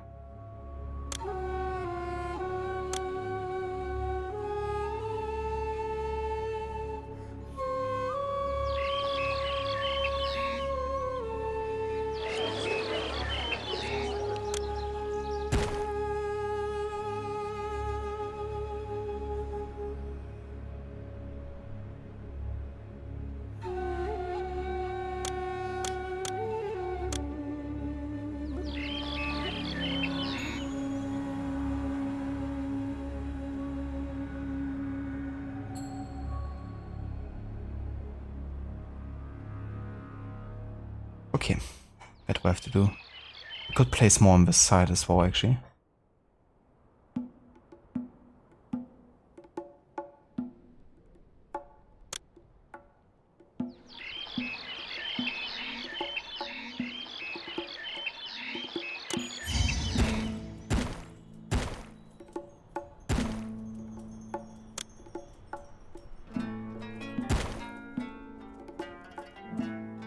We have a crooked waiver.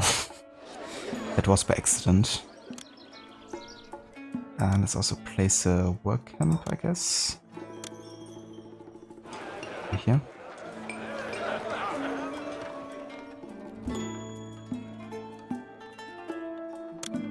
Yeah, definitely need more food here to be able to get these to the next stage.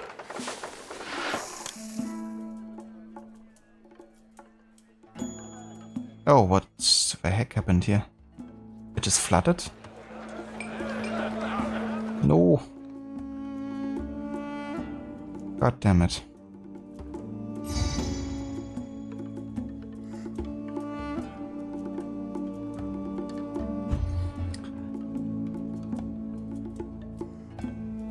Those are definitely some great games there.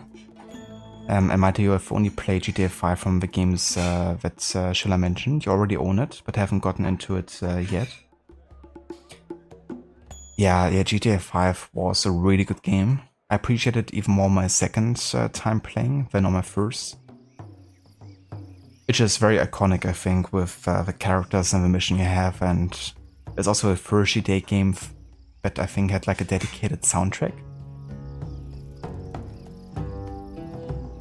Like from start to finish, which I think also definitely made some of the missions stand out. Yeah, and how they recreated like Los Angeles, you know, and like California, I think it's just really well done. I can't wait for GTA 6, honestly. But I think GTA 4 is still my favorite GTA game out of the ones I've played so far.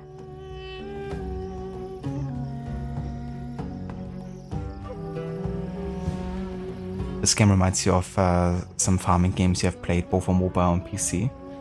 Yeah, it definitely even has that kind of look a little bit because I reworked the character models and the way they move. Lots of people actually criticize that about this game, that it looks a bit more like a mobile game sometimes. Personally, I don't mind it. I think the animations look really nice, honestly. But also don't really have a comparison since I haven't played the original in like 15 years.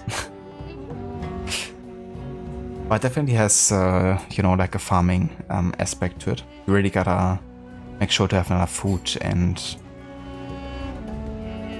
to supply your population.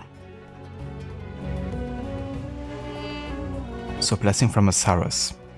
Osiris, the god of the Nile flood, blesses the city for its sincere devotion. All farms of the floodplain will harvest double what they had expected this season. Oh. That's cool.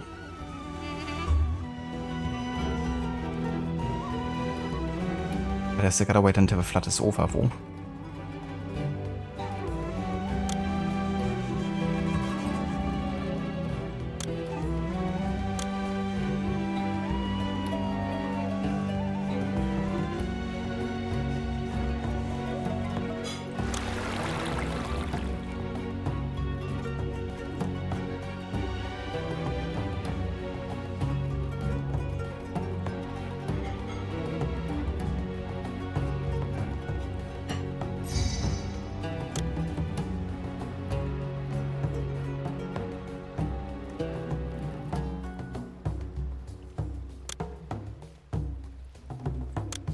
gonna move these houses here. Because I think it tracks down the other houses in the area.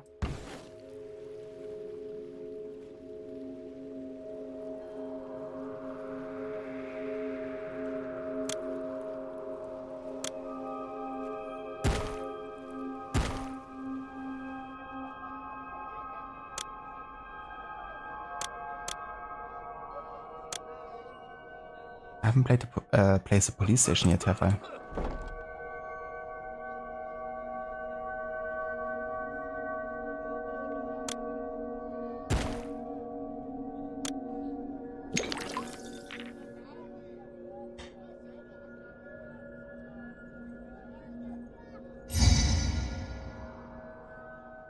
Okay, so the next inundation is gonna be perfect.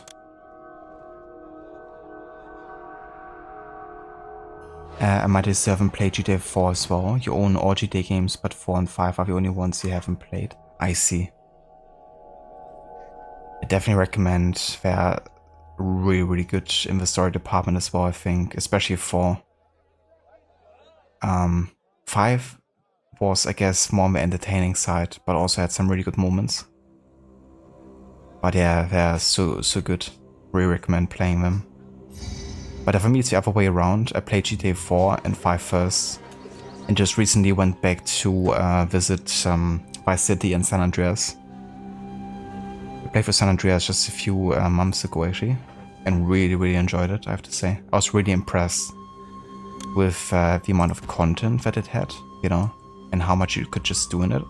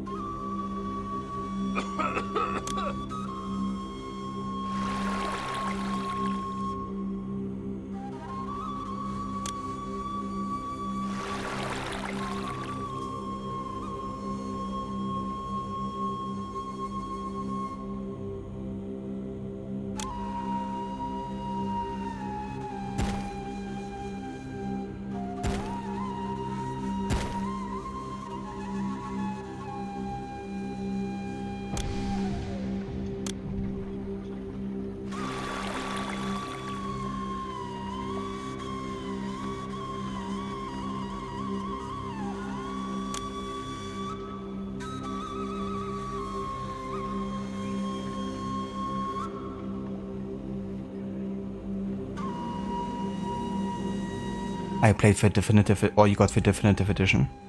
They've definitely made some pretty nice graphical upgrades for sure. I did actually play the original version, but slightly patched, I guess. I like rewrote to the initial version of San Andreas and then installed a mod that took care of like lots of quality of life changes. And also like restored the original look from like the PlayStation. But I was like still impressed the way it looked, you know. But not only that, I think the way they created a lot of the effects, you know, like weather effects and stuff, was really good as well. It was like a storm or like foggy weather, sunrise and sunset. Also like these like purple nights in the desert. Like quite a stunning game actually, like visually.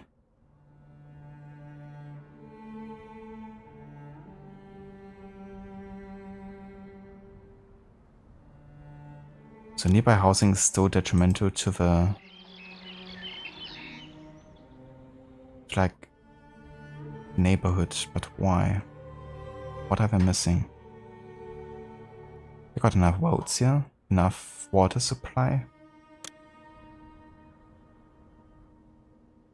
We also have enough food, right? Like every house has enough right now. Or almost. Let's put a couple more farms then.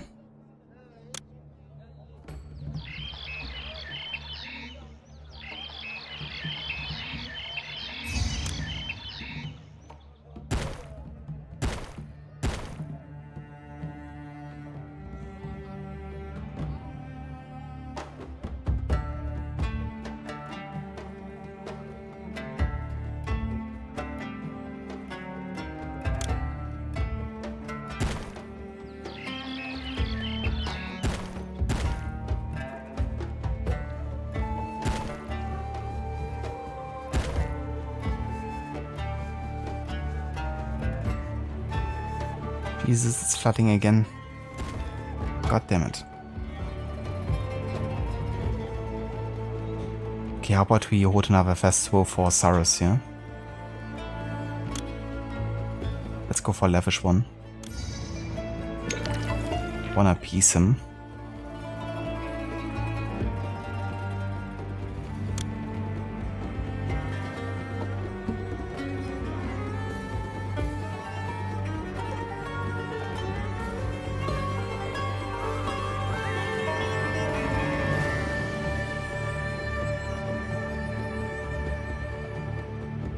What we could build here is maybe like another temple with Cyrus on this side.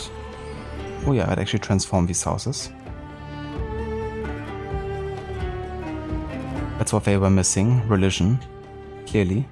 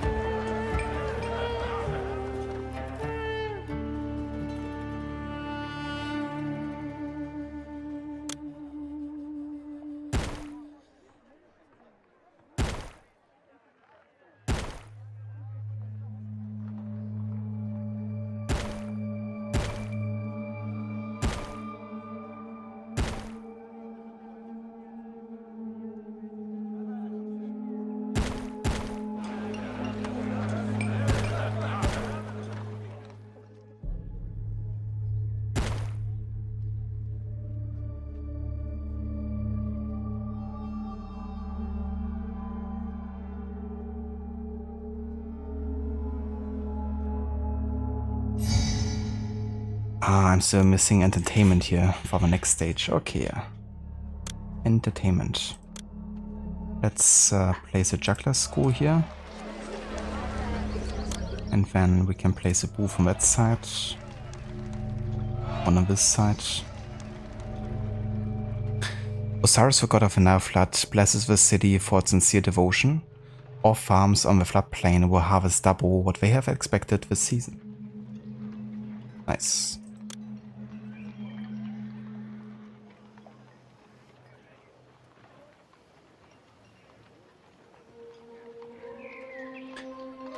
Now that you have given your people basic food and water, you can enhance their lifestyle with other goods, such as pottery.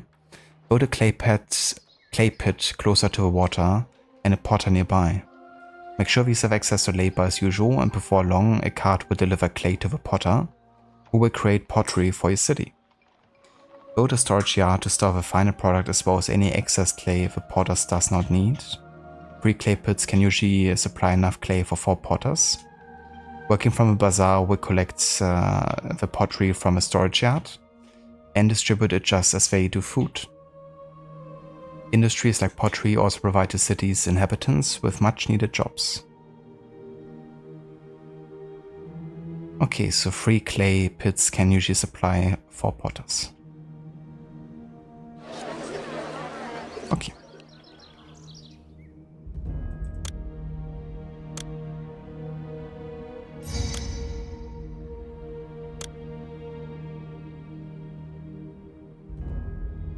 I guess we can use the supply routes here from the fig farms.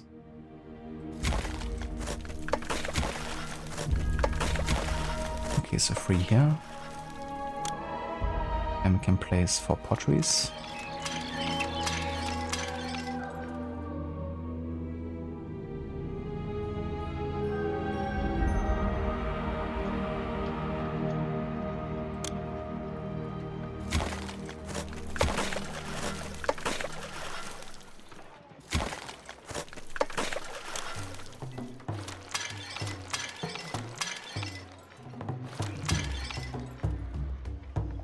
Workforce and unemployment.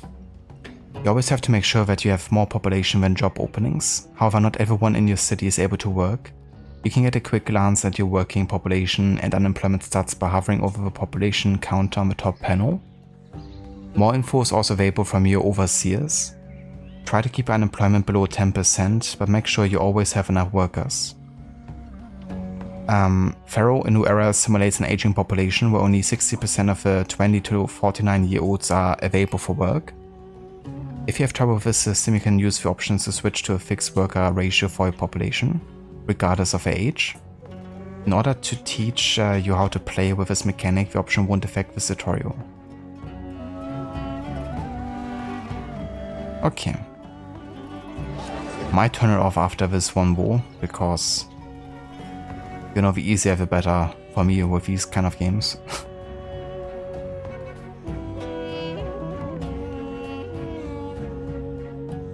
This game reminds me of Tropico, but set in ancient Egypt. I've never played Tropico, but I heard good things about it. I think I actually watched off-the-shelf reviews play it not too long ago, a little bit.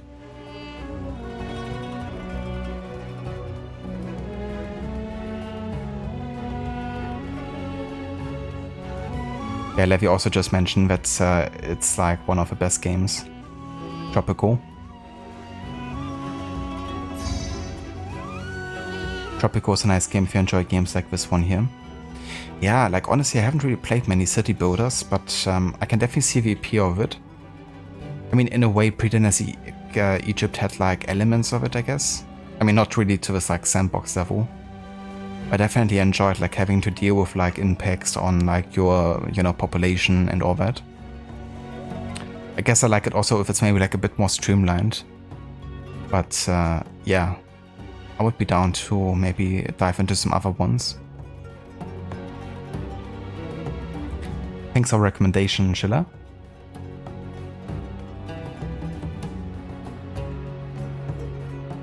Okay, nice. We got another blessing from Osiris here. Let's go. Let's also hold another festival in his... This time maybe just a common one. Because I can't always like have a lavish festival.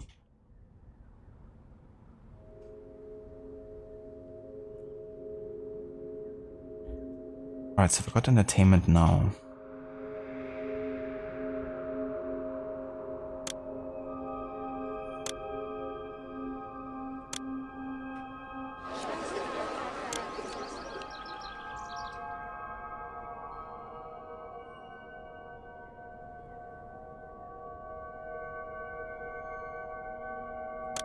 We need more pottery here. Oh, let's work on that, I guess. I think I'm also gonna increase my taxes because running a bit low on moneta.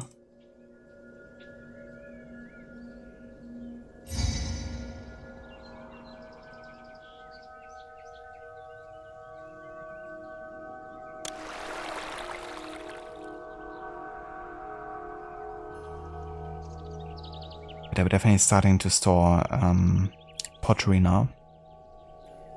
I should be able to make the houses evolve to the next stage here.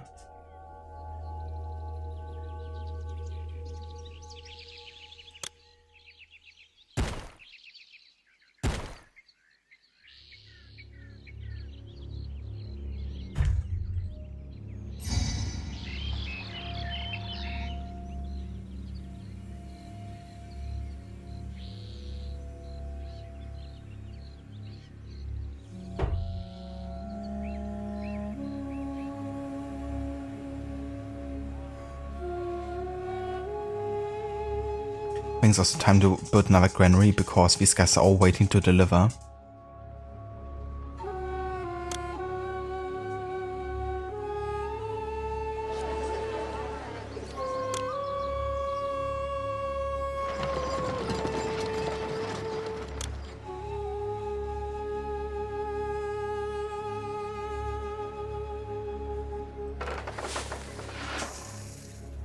But of course another flood happened.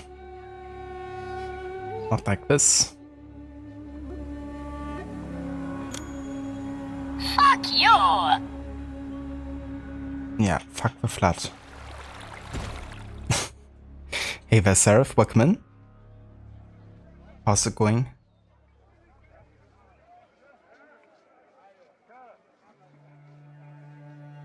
Shut the fuck up, you whistling tit! This is civilization 3 in Egypt? Could be, yeah. I think I actually have civilization 4 or 5 on Steam.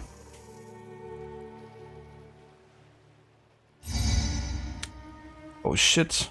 No, fire. Not like this. Do I actually have a firehouse? I just put one nearby.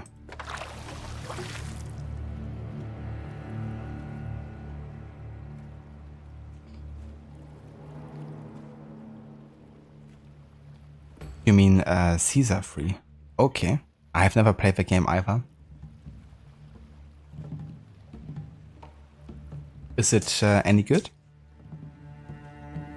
Beautification. Great job, you've gotten some industry up and running and now you can think about making a few improvements to your city. Beautification can be used to make some neighborhood more desirable by making the area surrounding them more attractive. Gardens, statues and plazas can help houses to evolve. Several garden plots can be placed next to each other to form larger parks, but their appearance will be random. Place plazas on paved roads to enhance their appearance and improve the desirability of nearby land. You can rotate statues like most buildings using the R key. If you'd rather choose which garden you want to place akin to statues, you can switch between the two systems in the options. It's like this and you enjoy it? Nice. Yeah, this is one of the oldest city builders I've ever played, and one of the only ones. But I already said earlier that I'd definitely be down to check out some other ones.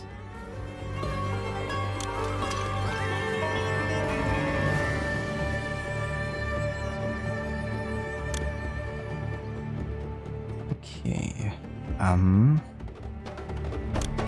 Let's just play some gardens, I guess. Over here. Over.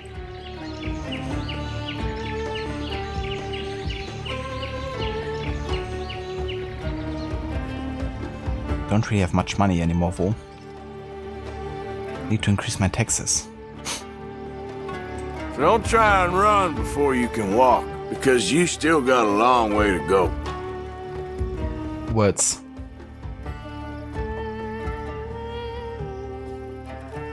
I do wonder how far I can raise my taxation rate before I like start to riot or something.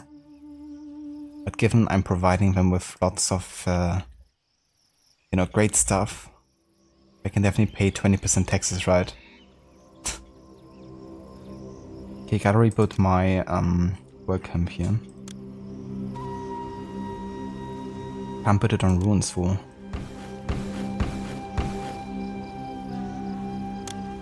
So maybe like this? Indeed.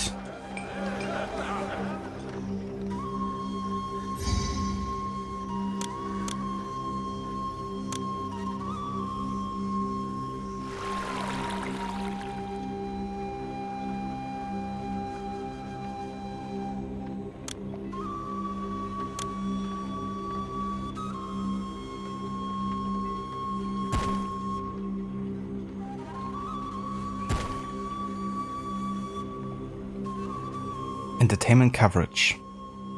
The entertainment required to evolve houses gets higher and higher, in addition of the score provided by the visit of a juggler and later other entertainers.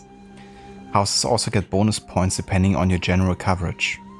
You can check the entertainment coverage on your overseer of diversions. A booth providing a perfect coverage for 600 people, you might find yourself in situations where juggler from a single booth passes by houses accommodating way more people than that. Placing other booths will help improve the coverage and provide more bonus points to all houses in your city. Sometimes it's just what they need to evolve. Coverage for entertainment, education, religion and health all counts towards your culture score. In later missions, when a high culture score is required to win, it's important to check their respective overseers to see what your city is lacking.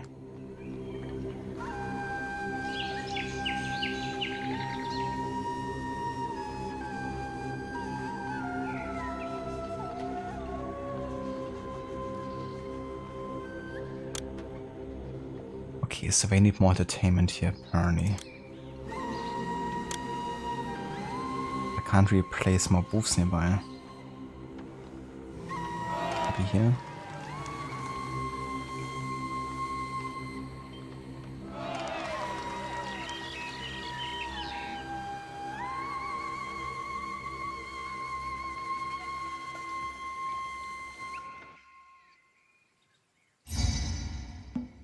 out of money. Your treasury ran out of debits. You are hereby granted additional funds, but no benefactor will rescue you again. Use this gift to create money-making enterprise. Well, thank you. To just give me free money this time.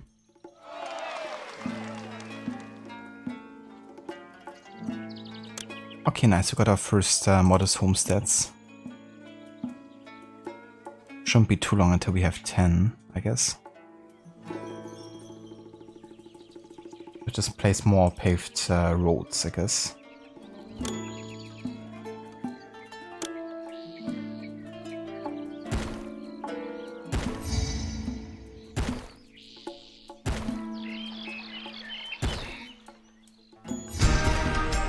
There we go. Superb.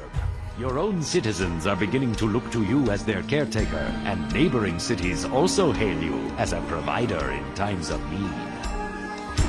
New citizens. Victory.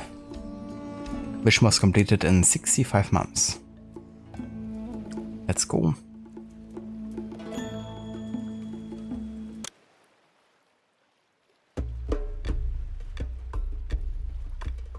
Alright, and this officially finishes the kind of like introduction with Predynastic Egypt. So now we officially have arrived at the archaic period, which lasts from 3000 to 2685 BC and starts in Nechen. During the archaic period, the villages that emerge in the Predynastic gradually unite to form the Great Kingdom of Egypt. The young civilization founds the capital, secures its borders, masters the waters, and builds its first monumental tombs.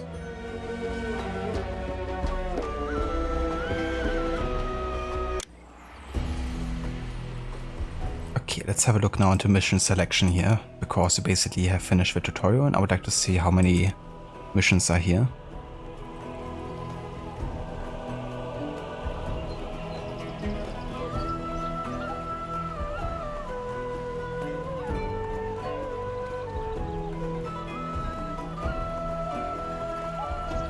Okay, so for first Pharaoh quest we have to create 10 modest apartments and a population of 1,000.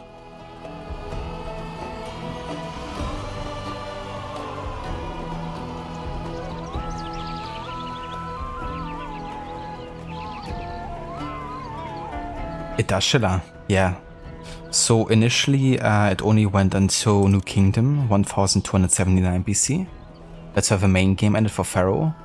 But then they released the Cleopatra DLC, and that took place from starting with Valley of the Kings here and going all the way until Cleopatra's capital, starting with Alexander the Great's time and then until the downfall, pretty much.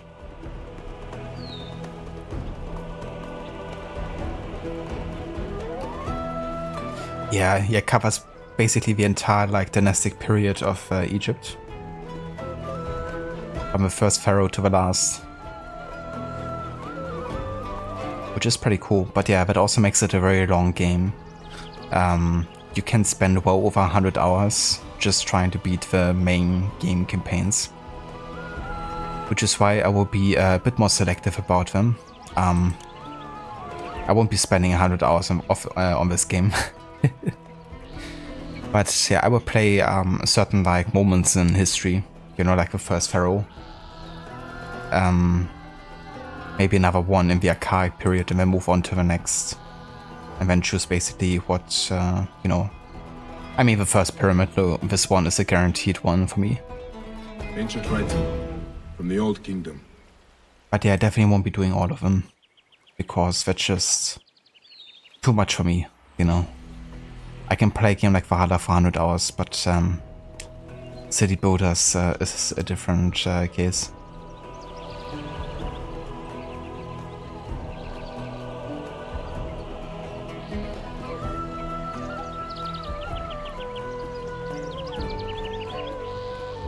Yeah, I definitely won't do the 100 hours, shall I? I might ancient writing from the Old Kingdom. There it is, the Old Kingdom. But why does Spike never say the Middle Kingdom or the New Kingdom, right? That's the question.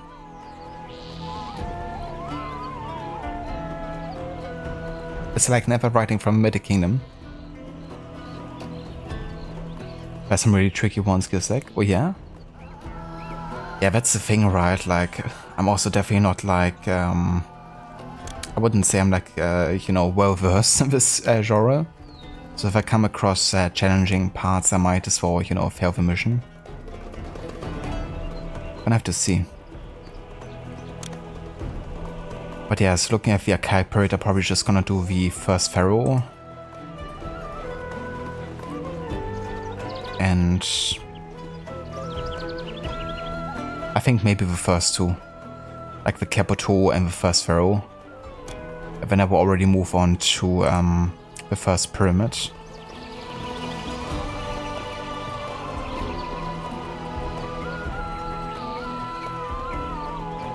And then the Great Pyramid and Sphinx.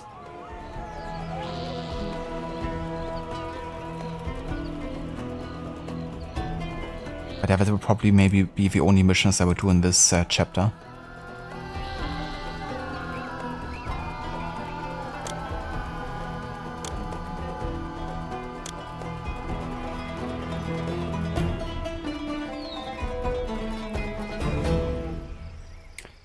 Because they gotta people manage and stay in favor of the gods. Import, export will be crucial in later levels.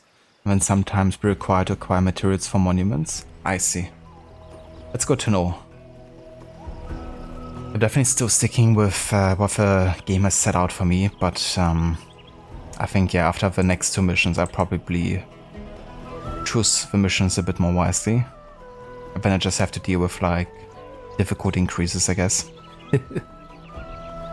But I feel like at this point I already have, like, a good overview of, like, what's required to, like, you know, get the base economy going.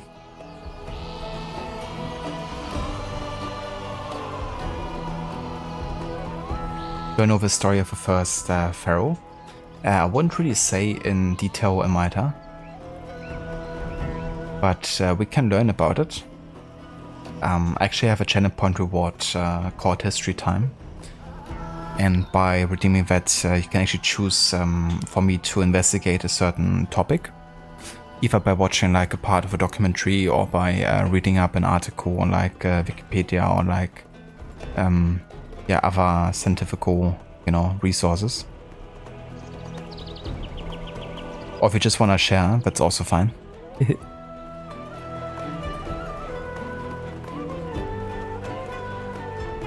Housing upgrades aren't too different from NO 1602. Oh yeah? Yeah, honestly, I don't even remember anymore how it worked in that game. Even though it used to be a game I played quite a bit, but I haven't played it in probably also over 10 years. Cheers, Amita. Thank you for redeeming History Time. Okay, let me have a look what I can find here.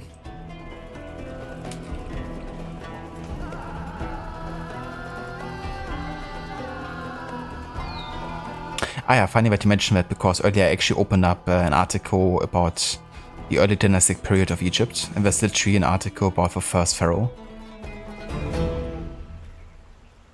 But we can also like have a look into a specific A brief history of time. Wikipedia article here.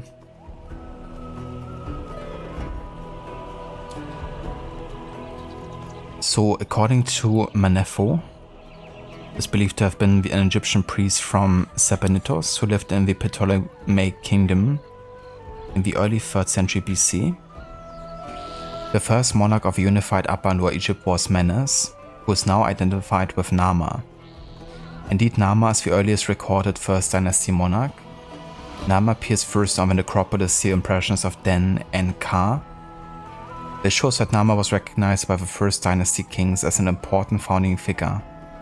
Nama is also the earliest king associated to the symbols of power over the two lands. See in particular the Nama palette, a votive cosmetic palette showing Nama wearing the crowns of Upper and Lower Egypt, and may therefore be the first king to achieve a unification.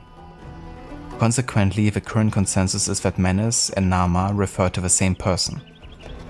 Alternative theories hold that Nama was the final king of the Nakada Third Period, and Hor Aha is to be identified with Menes.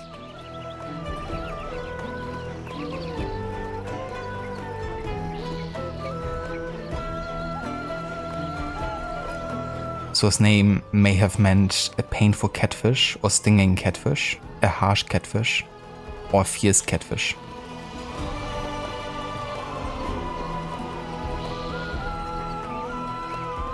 Oh yeah, he lived somewhere in the range of 3273 to 2987. You know, just about 300 years of coverage.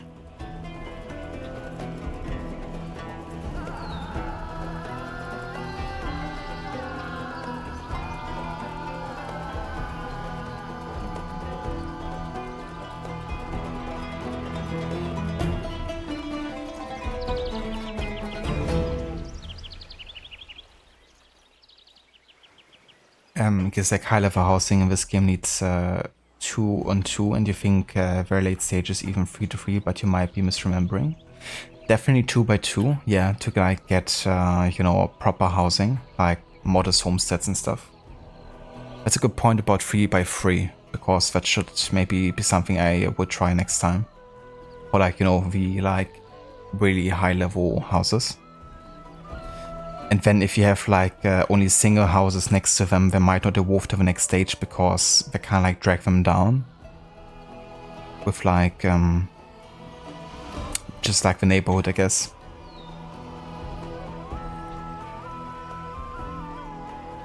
There's also a funny story about the first mummy. Oh yeah?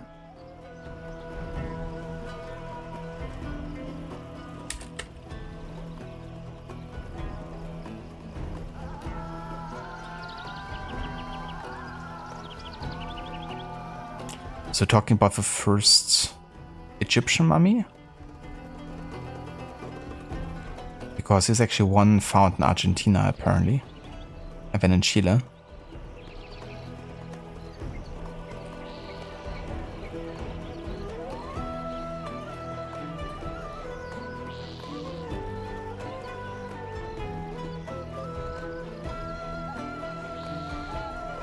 Egyptian mummies.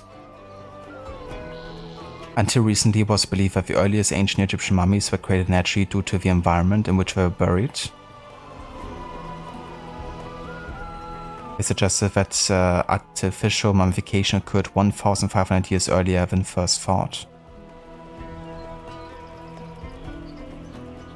Preservation of the dead had a profound effect on ancient Egyptian religion. Mummification was an integral part of the rituals for the dead beginning as early as the Second Dynasty, about 2800 BC. Egyptians saw the preservation of the body after death as an important step to living well in the afterlife. As Egypt gained more prosperity, burial practices became a status symbol for the wealthy as well. This cultural hierarchy led to the creation of elaborate tombs and more sophisticated methods of embalming.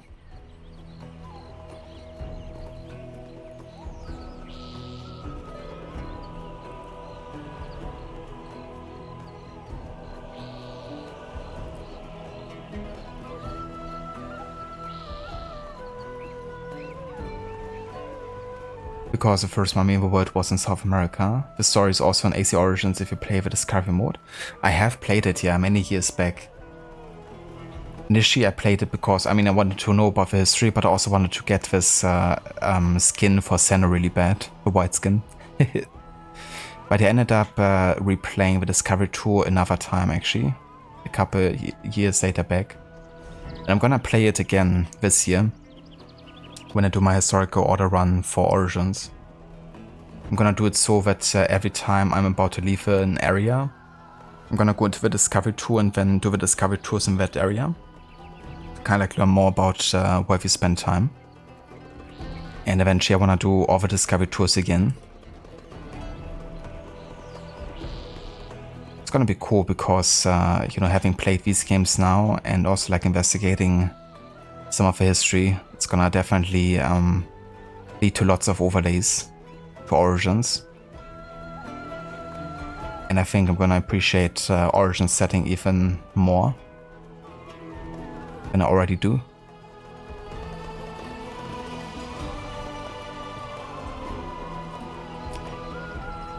But yeah, so much to that. This is gonna be also where we will call it for today, though.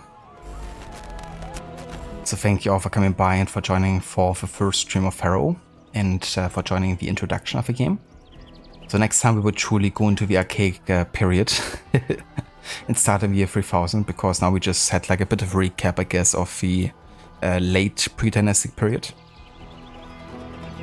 And yeah, I'm gonna see which missions we're actually gonna be end up playing. Thank you so much everyone for joining today, and yeah, for being here. Also appreciate the raid earlier, Shella. Thanks again for that as well. And yeah, let's have a look to see who's online. We could raid today, shall we?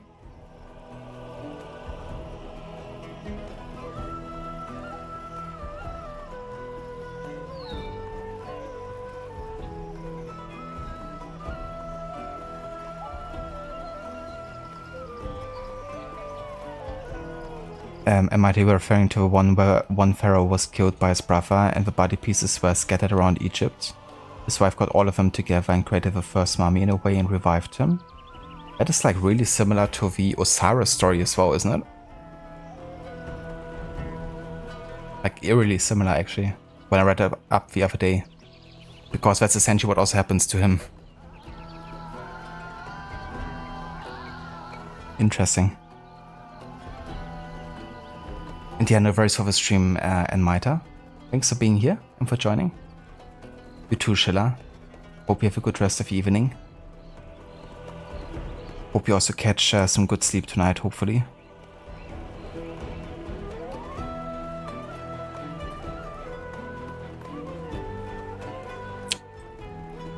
Ah yeah, so we could actually raid Arctic today. He's playing some Ghosts of Sushi. Tsushima.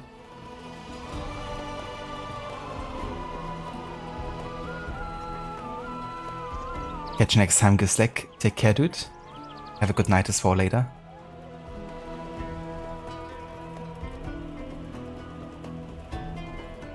Cheers, Amita. Same to you.